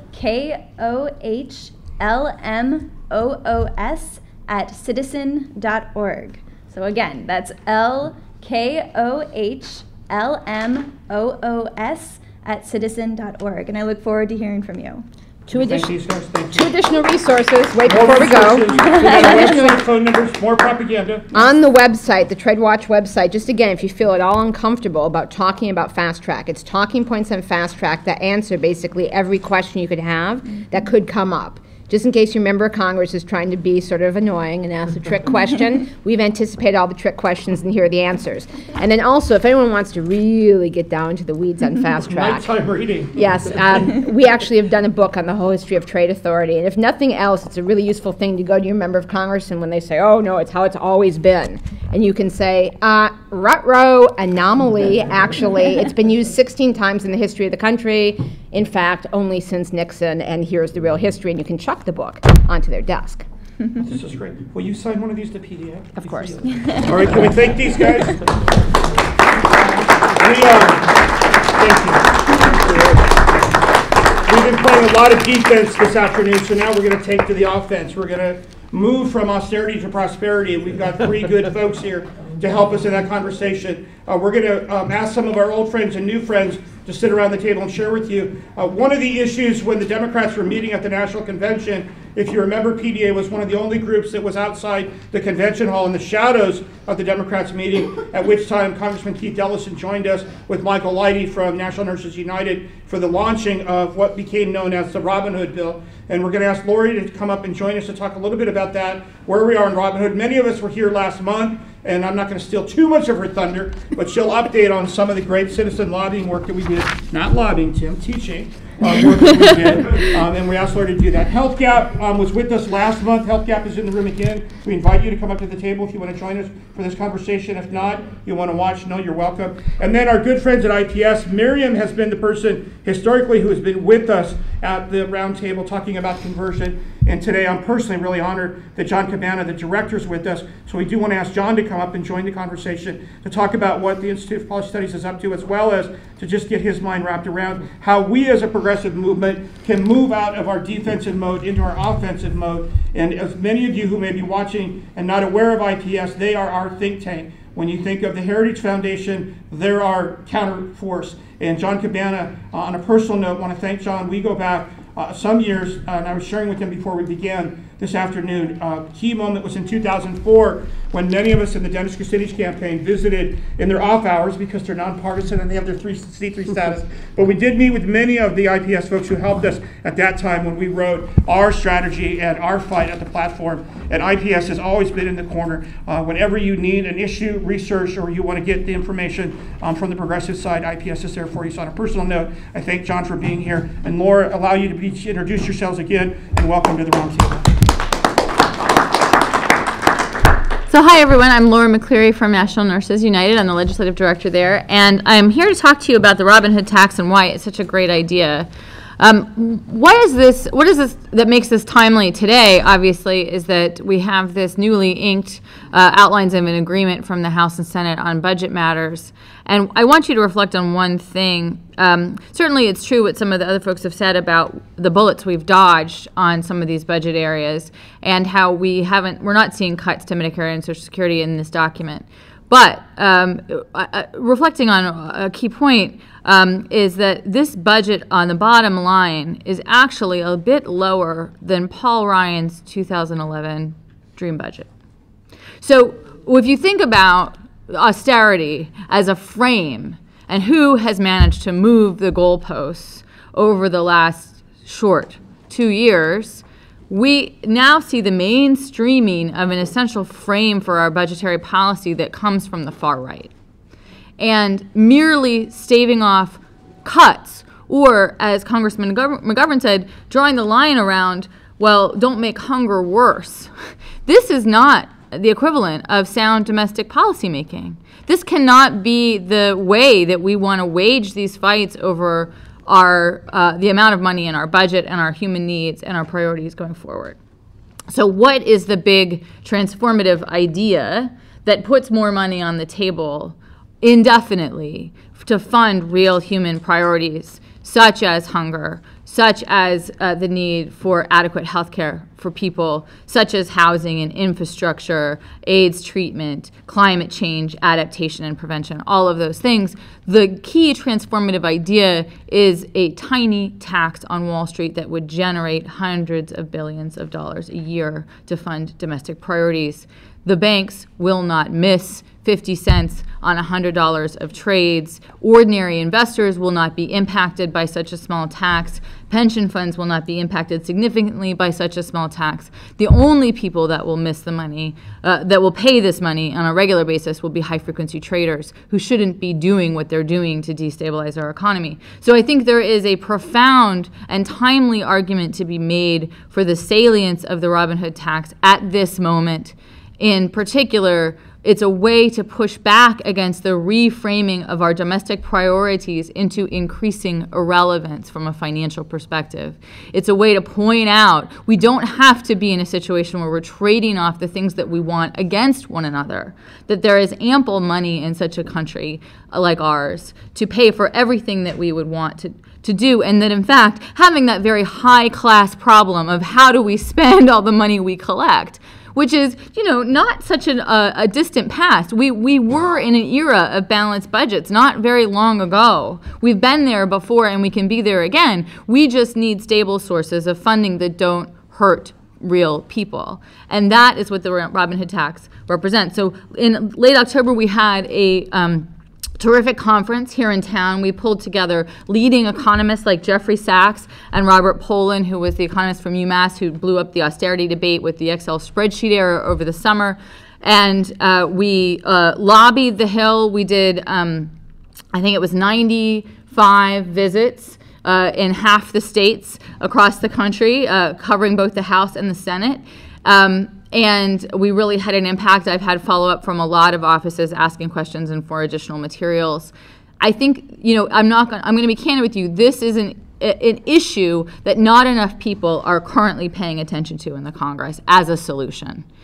But it is a solution. It's a political solution. It's a way for Democrats to talk about the things that we need, and even for Republicans to talk past their corporate backers in the banks to the people who are not fond let's put it mildly, of bankers. They, even Republican voters do not have a view of bankers that is any different from anybody else's view of what bankers, what they do for a living and how they should be giving back to society.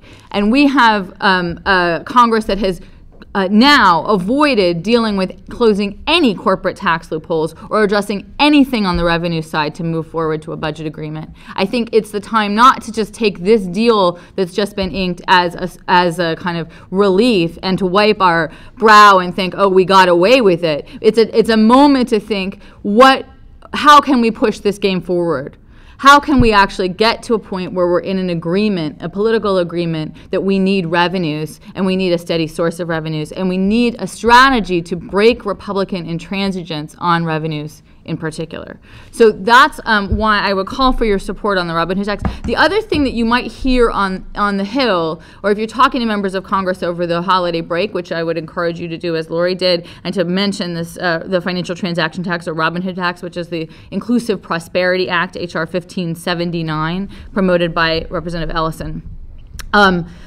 Is that, we don't know what the situation is in Europe. We've heard that they're stalled, et cetera, et cetera. Here's what you need to know. In January through April, there will be active citizen demonstrations in Europe in support of the financial transaction tax. There just came down in the last week and a half a legal determination by the European Union that the arguments being made by some objecting countries to the European financial transaction tax are bogus, that those legal arguments can be set aside, essentially, and that the 11 countries that have agreed to implement a Robin Hood tax in Europe are able to move forward. There is strong support within Germany for movement in support of a Robin Hood tax. The politics there are excellent, and Germany is the key or cornerstone economy for moving this forward. So I think things look very rosy on the other side of the Atlantic, and I would urge you to think about what that means. That 11 countries, and probably more within the European Union as this idea moves forward, will have a regular and steady source of funding for domestic and progressive priorities on education, on infrastructure, on medical care, on climate adaptation. So the European bloc as a whole, as an economic whole, will be better situated than we will be here to address their evolving needs and to fund them.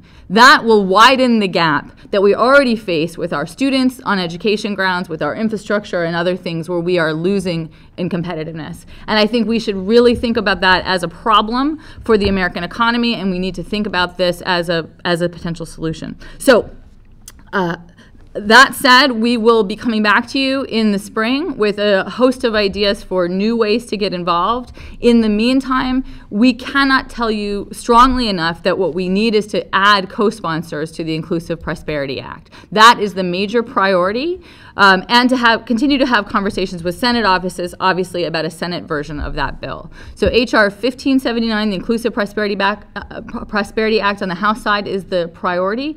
If you are doing drops or doing the holiday open house drop-ins and that sort of thing, we'd love to have you raise sponsorship of that bill. If you need materials, they can be found on the Robin Hood Tax website, and we will absolutely give that link to Tim to post as well. So thank you so much for your time, Tim. We'll get out there for you.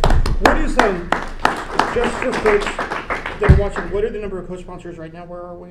About 18. 18. So the goal is to get maybe to 50 over the holiday season. Let's shoot the moon. Why not? That sounds good. Thank you. John, do you want to take the mic and share with us where you want to take us? Sure. Well, first of all, I just want to say I came in part because I wanted to thank Tim Carpenter for his work over all of these years. We've had a wonderful relationship between the Institute for Policy Studies and PDA. We share a great person in Steve Cobble. But Tim is someone who I would say just exemplifies the best of what progressives in this country and in the world can be. I can't think of anyone who's more dogged. I can't think of anyone who's more of an internationalist.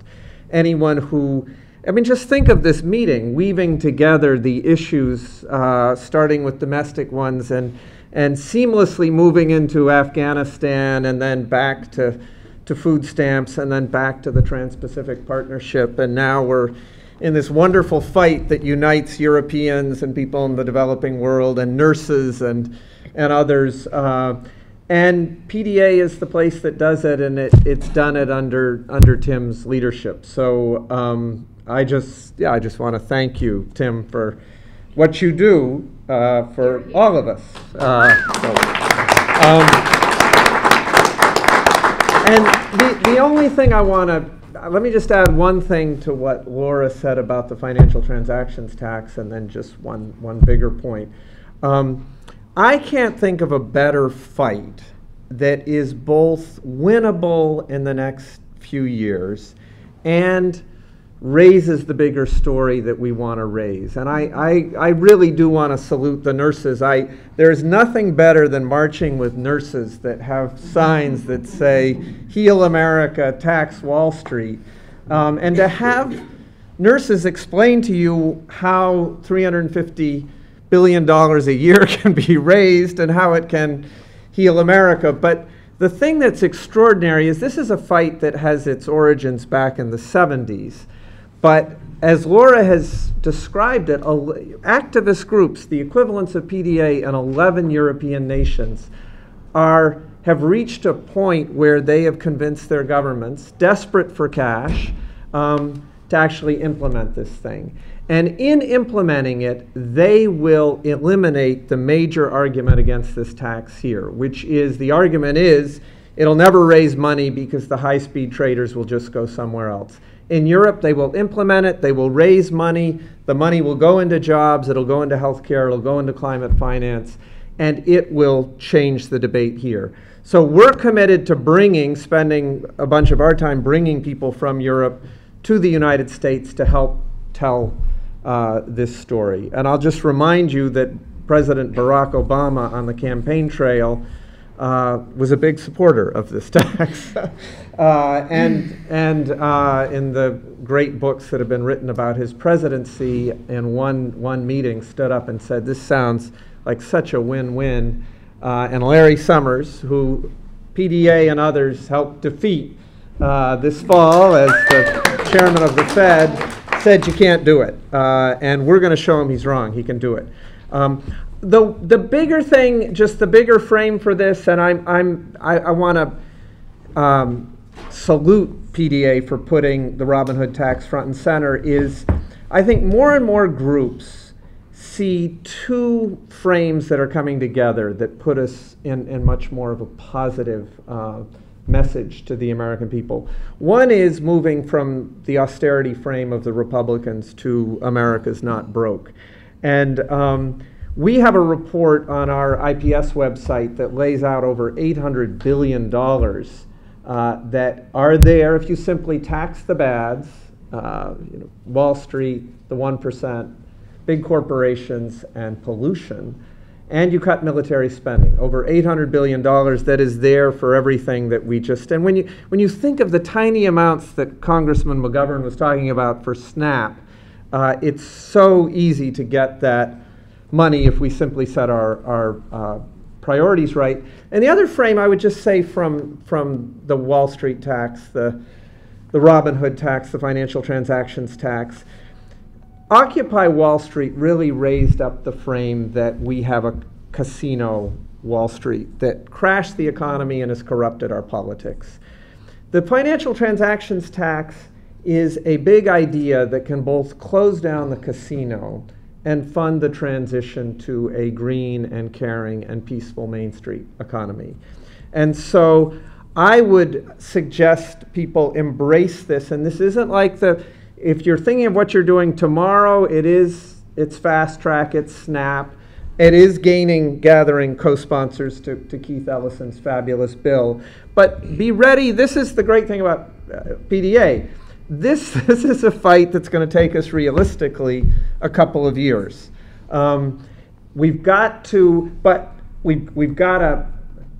watch the European wins. We have to bring the European wins here. We have to use that to create a groundswell in this country. A big ally I just want to throw out there that many of you work with in the states you're in is National People's Action. They have made this, they are launching a big national campaign to counter the austerity frame, to push for a fair taxation frame, and their number one proposal will be the Robin Hood tax.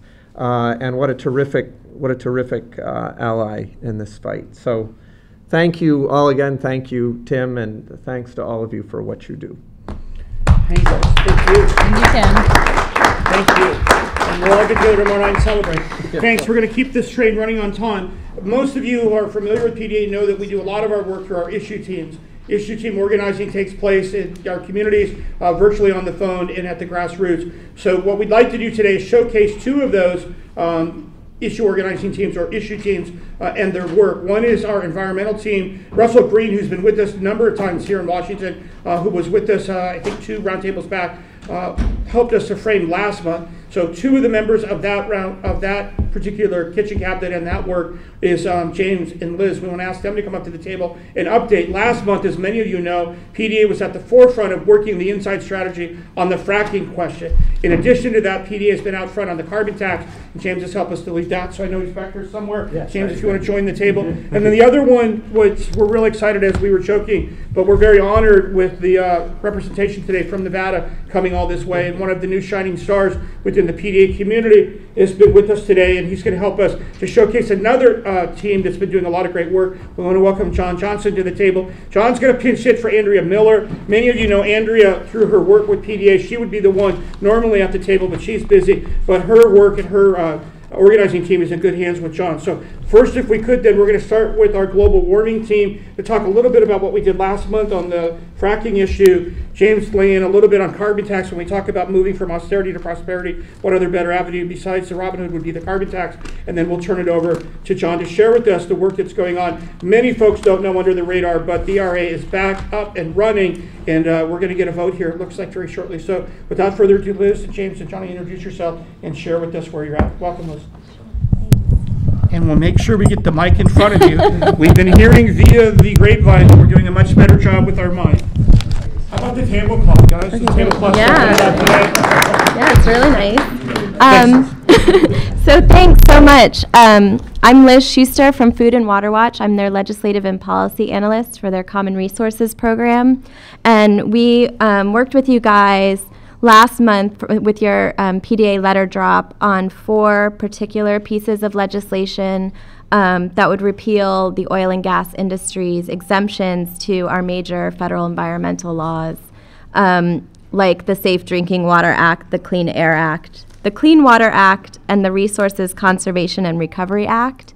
And I just wanted to give a very brief update on additional co-sponsors that have been added due to your efforts and where we stand as a whole on these bills. So the Senate bill, the FRAC Act, which would make fracking subject to the Safe Drinking Water Act, currently has 6 co-sponsors, and 1 was added since the letter drop. So that's pretty important. And the one that... Wait a minute, we want to celebrate that. Yeah, it was great. No, it was great. Mike Fox right now, where that's our yeah, no, it's shout out, right? It's really great. It's had 5 co-sponsors since July, so adding 6 with Jack Reed since the letter drop is pretty significant. It's good. And the FRAC House bill has 45 co-sponsors still, so we have some education to do with that. The Breathe Act, which would remove the exemption of the oil and gas industry from the Clean Air Act, that one has 55 co-sponsors, and since the letter dropped, Representative Capps from California has joined on, so that's also great. Celebrate these. Yeah, no, it's great. It's great. The Fresher Act, which would eliminate the exemption to the Clean Water Act, now has 61 co-sponsors, and Representative Capps from California joined that also since the letter drop. So, hey, it's good. And then finally, the Cleaner Act has 56 co-sponsors. That one would close the exemption to the Resources Conservation and Recovery Act. And 3 have joined since the letter drop, Representative Capps, Representative Ming from New York, and Representative Edwards. So I think that's really good. And we just have to, it's so important to continue the education to the members of Congress, so please keep going in there and talking to them about these exemptions and the inherent dangers with fracking. So we look forward to working with you guys more on that. Thanks. And again, could For people that are new out, Sure. your contact information, if people want to follow up, specifically working with you and keep building those bridges between Sure. Food and Water Watch. Sure. So my email is eschuster, SCHUSTER, at fwwwatch.org. Thank you. And just as we pass the mic over to James, just want to point out for those who are watching, the organizing model within PDA, as we've always said, is PDA has a small, unique role as part of an inside-outside strategy. Our effectiveness is our ability to reach out and work with our friends and allies. We've got to get out of our silos. We've got to realize we're all part of a larger social movement. So we want to thank Russell Green and his work and the leadership of the issue team that's been doing the global warming workforce. And it's one of the fastest growing teams on the PDA train, so we thank you for that. James has been with the issue organizing team pretty much from its inception. If you want to take a couple minutes, we're trying to talk a little bit about moving to the offense, maybe a little bit about the carbon tax and some of the work we've been doing on that. Sure.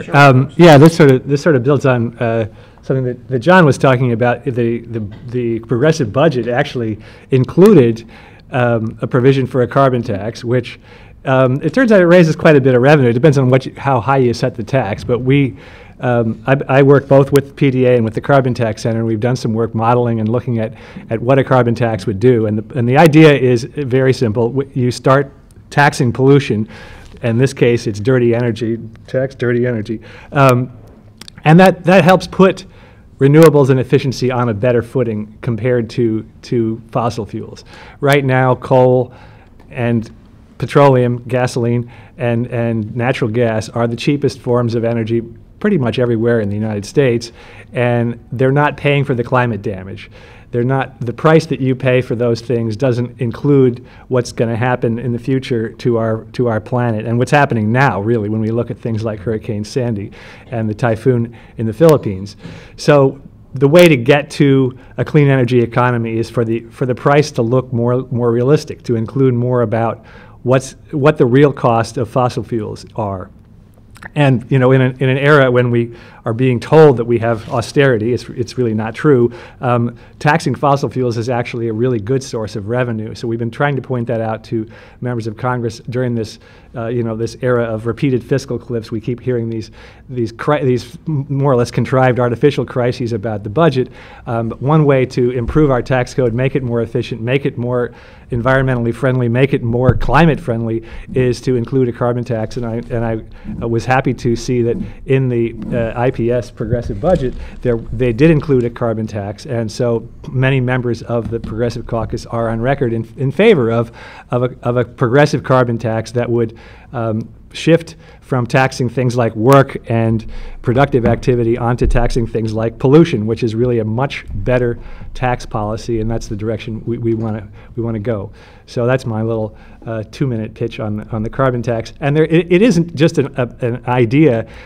Senators Boxer and Sanders introduced a bill earlier this year that embodies a carbon tax. And they're now talking more about including it in fiscal and tax reform as opposed to standalone climate legislation. Standalone climate legislation is kind of a big bullseye for opposition and media bad talk by the climate denialists and so forth. But including it in a broader tax reform package we think has real possibility to move forward, and it could be the most effective climate legislation.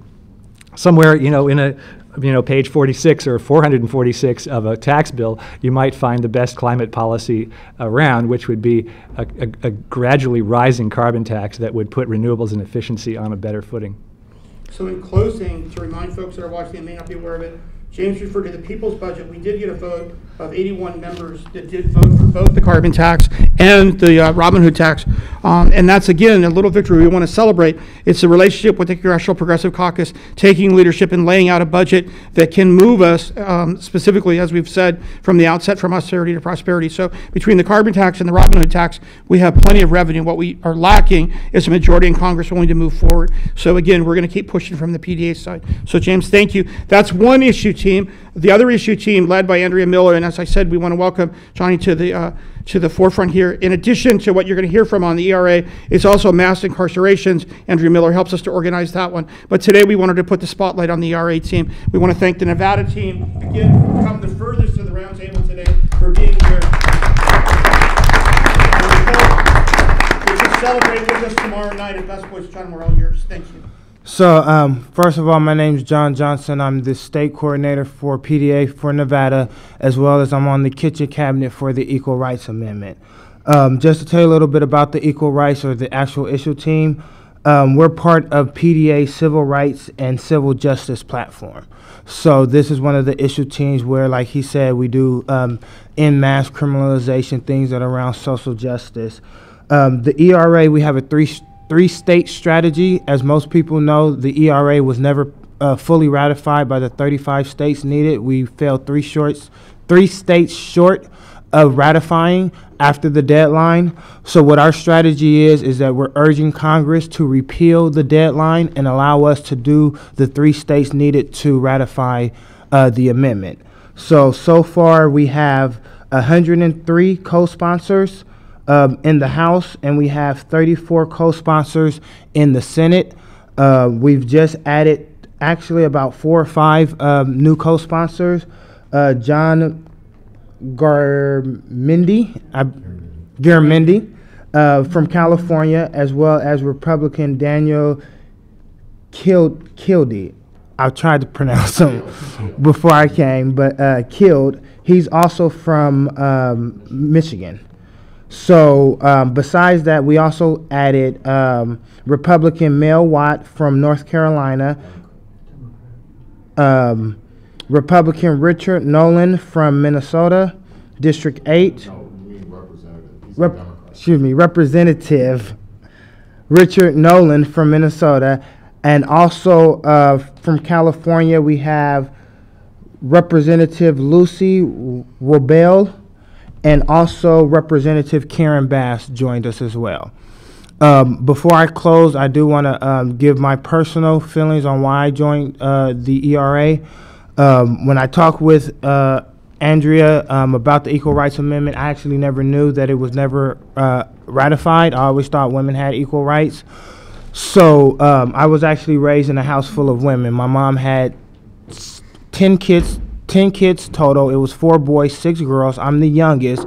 So all the boys were out of the house by the time I was, of grade school. So I basically was raised with all females.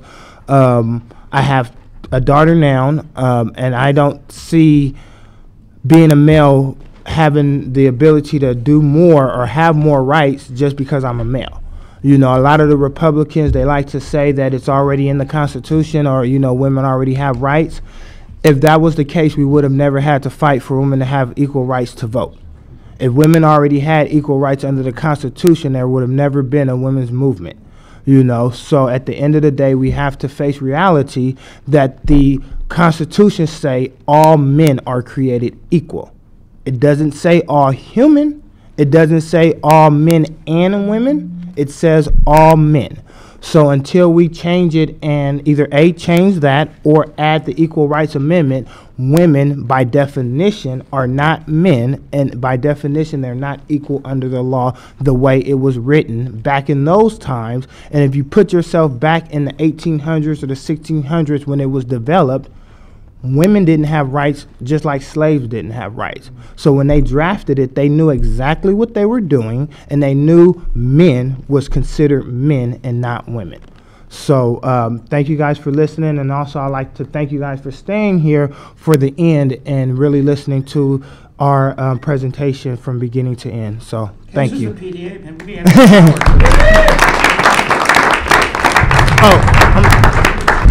I'm sorry.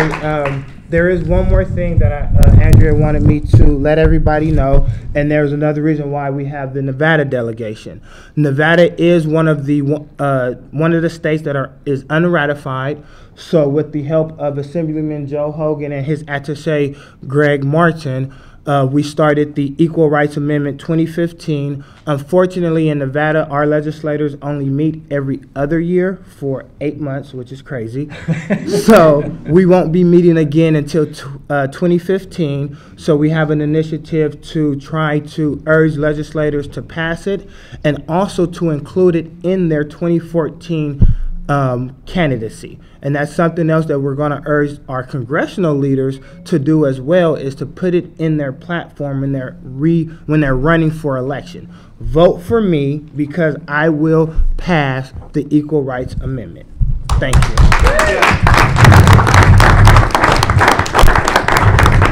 John, we don't leave till it's all over. And on that note, last month, under the wire, Congressman Grayson joined us, and he's 9 minutes earlier before we wrap up today, so we want to thank him for rearranging his schedule. Congressman, we began today talking about the single-payer fight, and we've moved through the TPP, the budget fight. We had Congressman McGovern with us, and we're just wrapping up now on the environment. We've done the ERA. We did Robin Hood.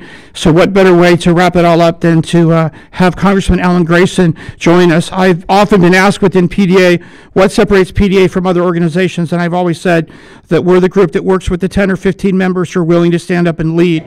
It's one thing to put your name on a resume, or it's one thing to sit in the back benches and say you're a member of an organization. It's another to lead, and we were honored to be on the ground with you in Orlando to bring you back. And on a personal note, to just as we close out this year, to remember tonight that there are no bombs dropping in Syria, and it was of the leadership of very few people, and you being one of them, to thank you for that and for being in the reading room on the TPP and shedding some light on that, for your leadership on those issues, and we thank you, and most importantly, to be here with us at the close of the roundtable for 2013. Congressmember Alan Grayson.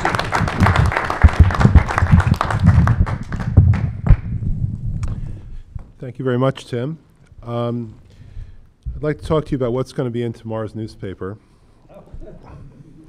I know some of you hear that and say, I'd like to know what's going to be on the sports pages. Others hear that and say, I'd like to know what's going to be on the financial pages. My kids ask me what's going to be tomorrow's comics. But tomorrow's newspaper, or maybe not tomorrow's, but the following week's newspaper, will be about the TPP. The Trans-Pacific Partnership looks like it's going to be back in the news, and back in the news in a very important way.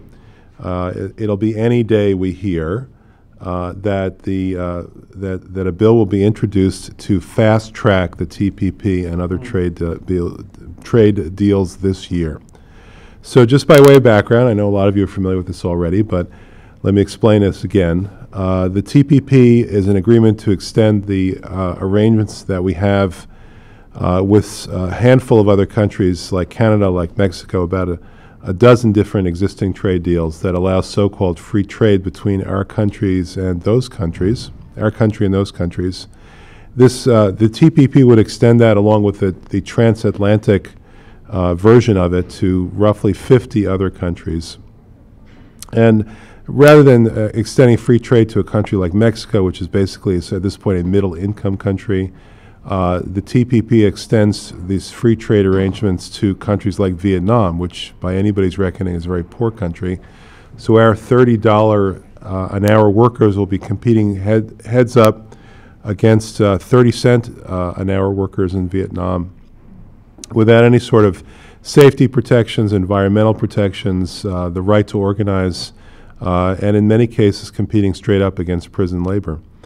Even worse than that, the TPP and the transatlantic version of the TPP contain provisions that we have not seen before that allow foreign corporations, and only foreign corporations, according to published reports, to sue and get money damages against the taxpayers whenever a foreign corporation believes that a U.S. law or regulation is impairing their ability to make money. In other words, they can sue for lost profits, according to published reports. This is basically an enormous handover of our sovereignty, and it will lead very quickly to our literally having to pay to protect ourselves in terms of public safety, in terms of environmental protection, and so on. Anytime a regulation or a law gets passed in the United States, either at the federal level or at the state level, foreign corporations and only foreign corporations will be able to sue and get money damages to the extent that they believe that those laws, those regulations will keep them from making money or hurt their ability to make money. It's going to be a disaster if it passes, and the irony of it all is that not only are we going to apparently be debating the pros and cons of such a dramatic change in our laws and the elevation of foreign corporations above the citizens of the United States in terms of legal rights, but we're going to be doing so on a fast track. The fast track authority is authority that requires Congress not to debate, not to hold hearings, not to amend, not to do anything except basically vote yay or nay regarding whatever the administration may end up throwing at us. And the fact that these two agreements have been negotiated now for 5 years in total secrecy makes people shudder when they think of how little we know and how bad we know about what little we know in what's in these two agreements. So that's the situation. The administration apparently is ready now to propose fast-track authority for these agreements. And the administration, I think, is making a serious strategic mistake. Because if it turns out that they do that before the end of the week, which is in apparently what's being contemplated now, they give progressives like us the opportunity to galvanize public opinion against these measures while the members of Congress are at home. After Friday, we have a 3.5-week break. We won't be required to be back here in D.C. for that long. And if, in fact, it's in the newspapers, on TV, on the minds of ordinary people, that we're about to have this enormous giveaway of U.S. sovereignty to foreign corporate interests and special interests, I think that that will have an impact. It's our job, as the PDA often does, to elevate issues, to take them from inside baseball to outside baseball, to take them from something that is the plaything of lobbyists to something that is on the minds and in the hearts of ordinary Americans in large numbers. And if, in fact, the administration does do that in the next few days, then we'll have the opportunity to respond in that way. This has got to become our #1 priority from the moment that the administration moves forward with fast-track authority until the moment that it's defeated.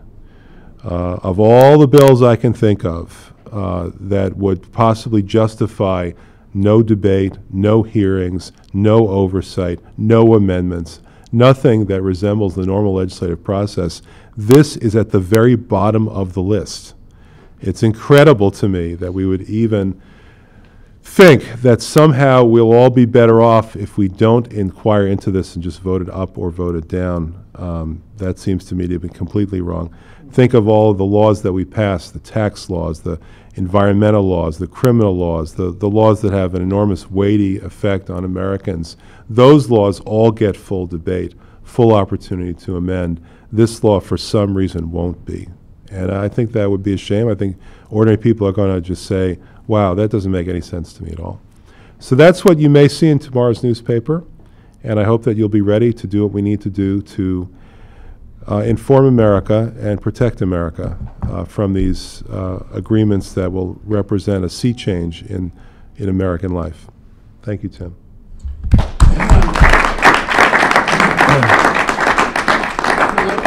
We had our phone call yesterday. We had 40 PD activists on the call targeting district offices.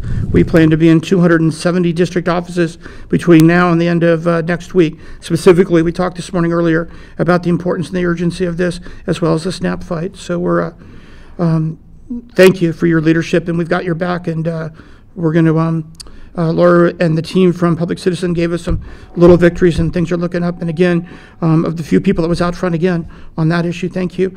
We're close to wrapping up, Alan. I wanted to just give you an opportunity to just reflect a little bit coming back. And as this year is ending, I know you've been making the news on some other fronts on some financial matters of personal interest. The media's been finding you on that. But I wondered if you could just step back a minute and just share with the PDA family coming back, ups and downs as we close out the year, things we can improve as part of the movement to help you to be even more effective here, and some of the little victories, besides, as we began talking a little bit about the efforts in Syria that you may share. Remember, we got folks that are watching in today before we close it out today. Well, I think our real enemy this whole year has been defeatism. Defeatism has been, in many cases, defeating us.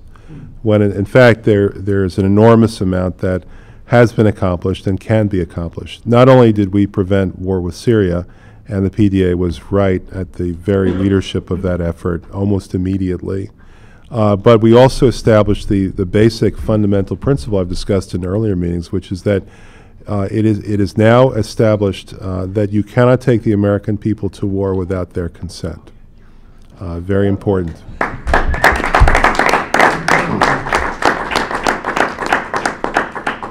It's our money, it's our blood, and therefore it should be our decision, and now it is. And that is a principle that will last for a long, long time to come. In addition to that, in our own work, I'm really proud that we were able to pass 13 amendments in the Republican-controlled House, on the floor of the House, about 40 amendments in my 2 committees, and a few amendments in some other people's committees as well, since we have a pretty big reach in our office. And I'm excited by what we were able to do.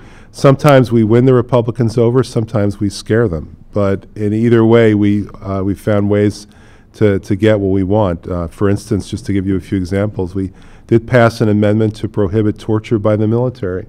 So going forward, Abu Ghraib will be illegal. That's quite an accomplishment.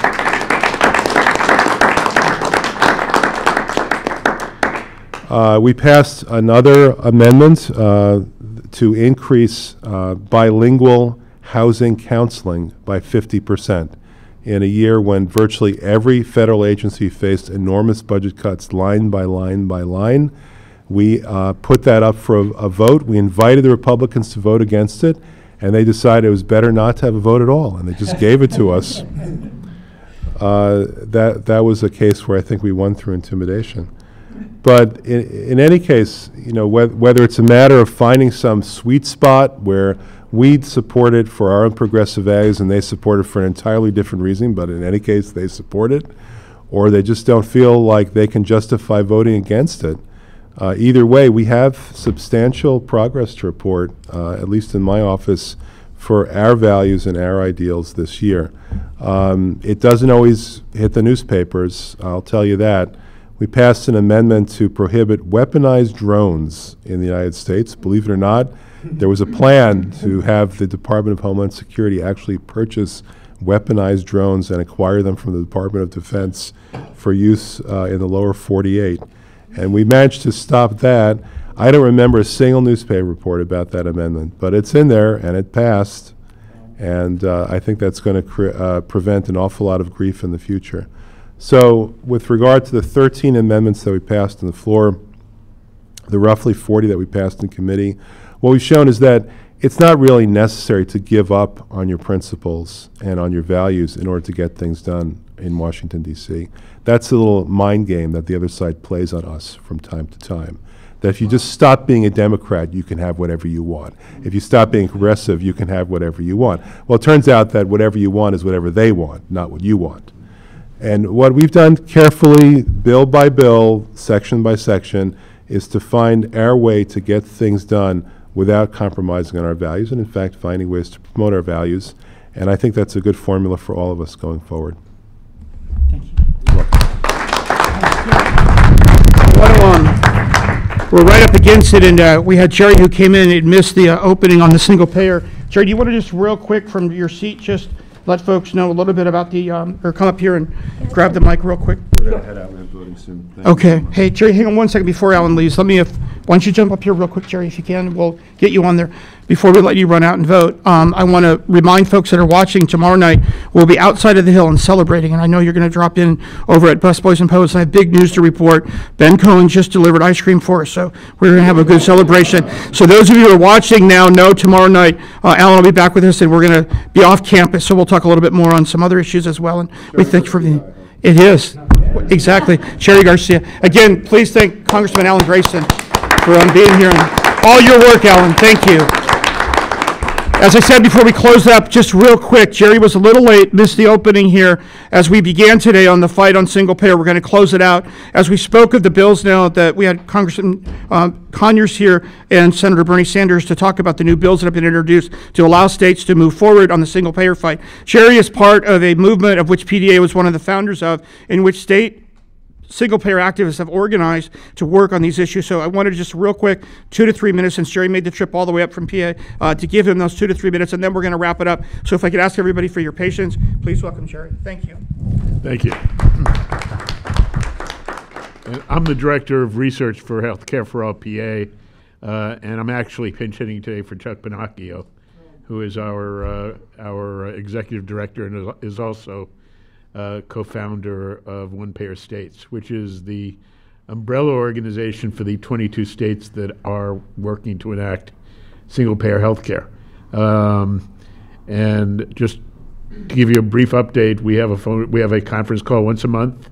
We have a listserv where we constantly keep in touch and network, and we're very energized by both the Sanders bill and what appears to be a bill by McDermott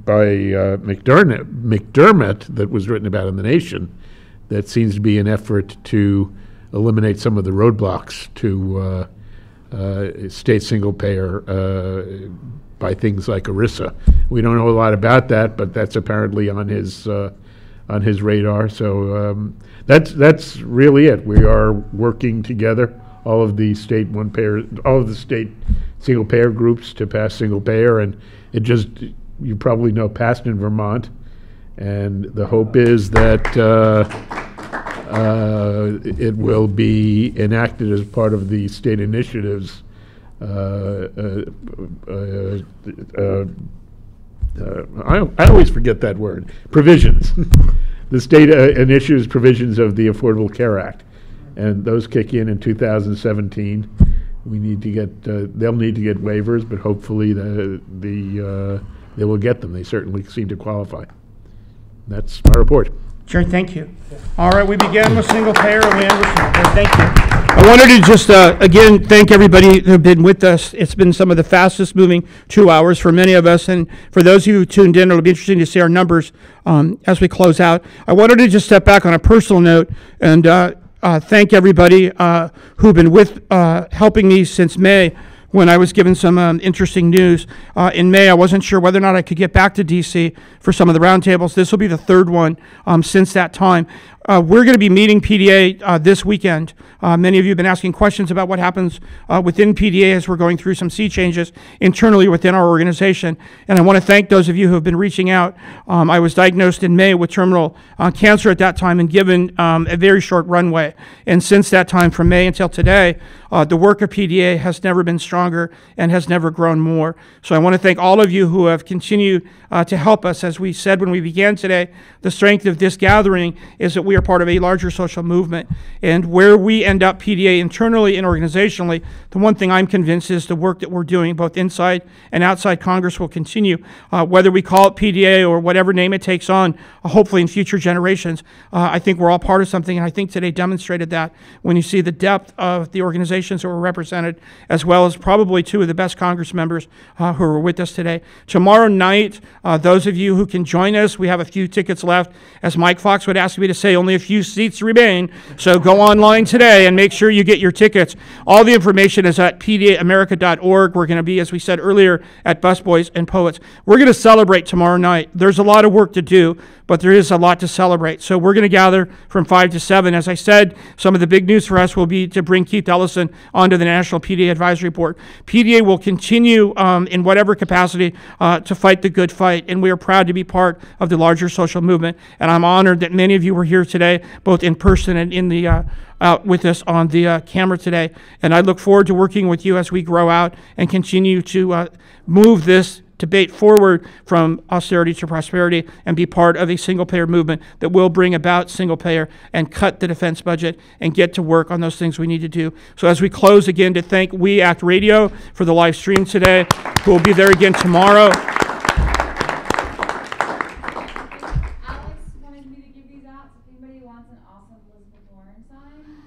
All right.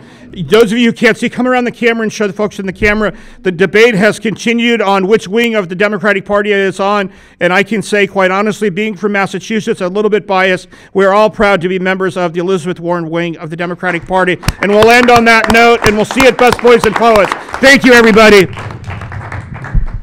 Thank you. Thank you. This is the first time I've ever used the Washington subway by myself, and I just got totally lost. So. When we squeeze you on there, let them know that we did it. We got you up here. You bet. Please make sure if you didn't sign up that you sign up on the sign-up table. Thank you, and take the literature with you. I'm still part of Healthcare for All PA, but I spend about 3 days a week here now on that.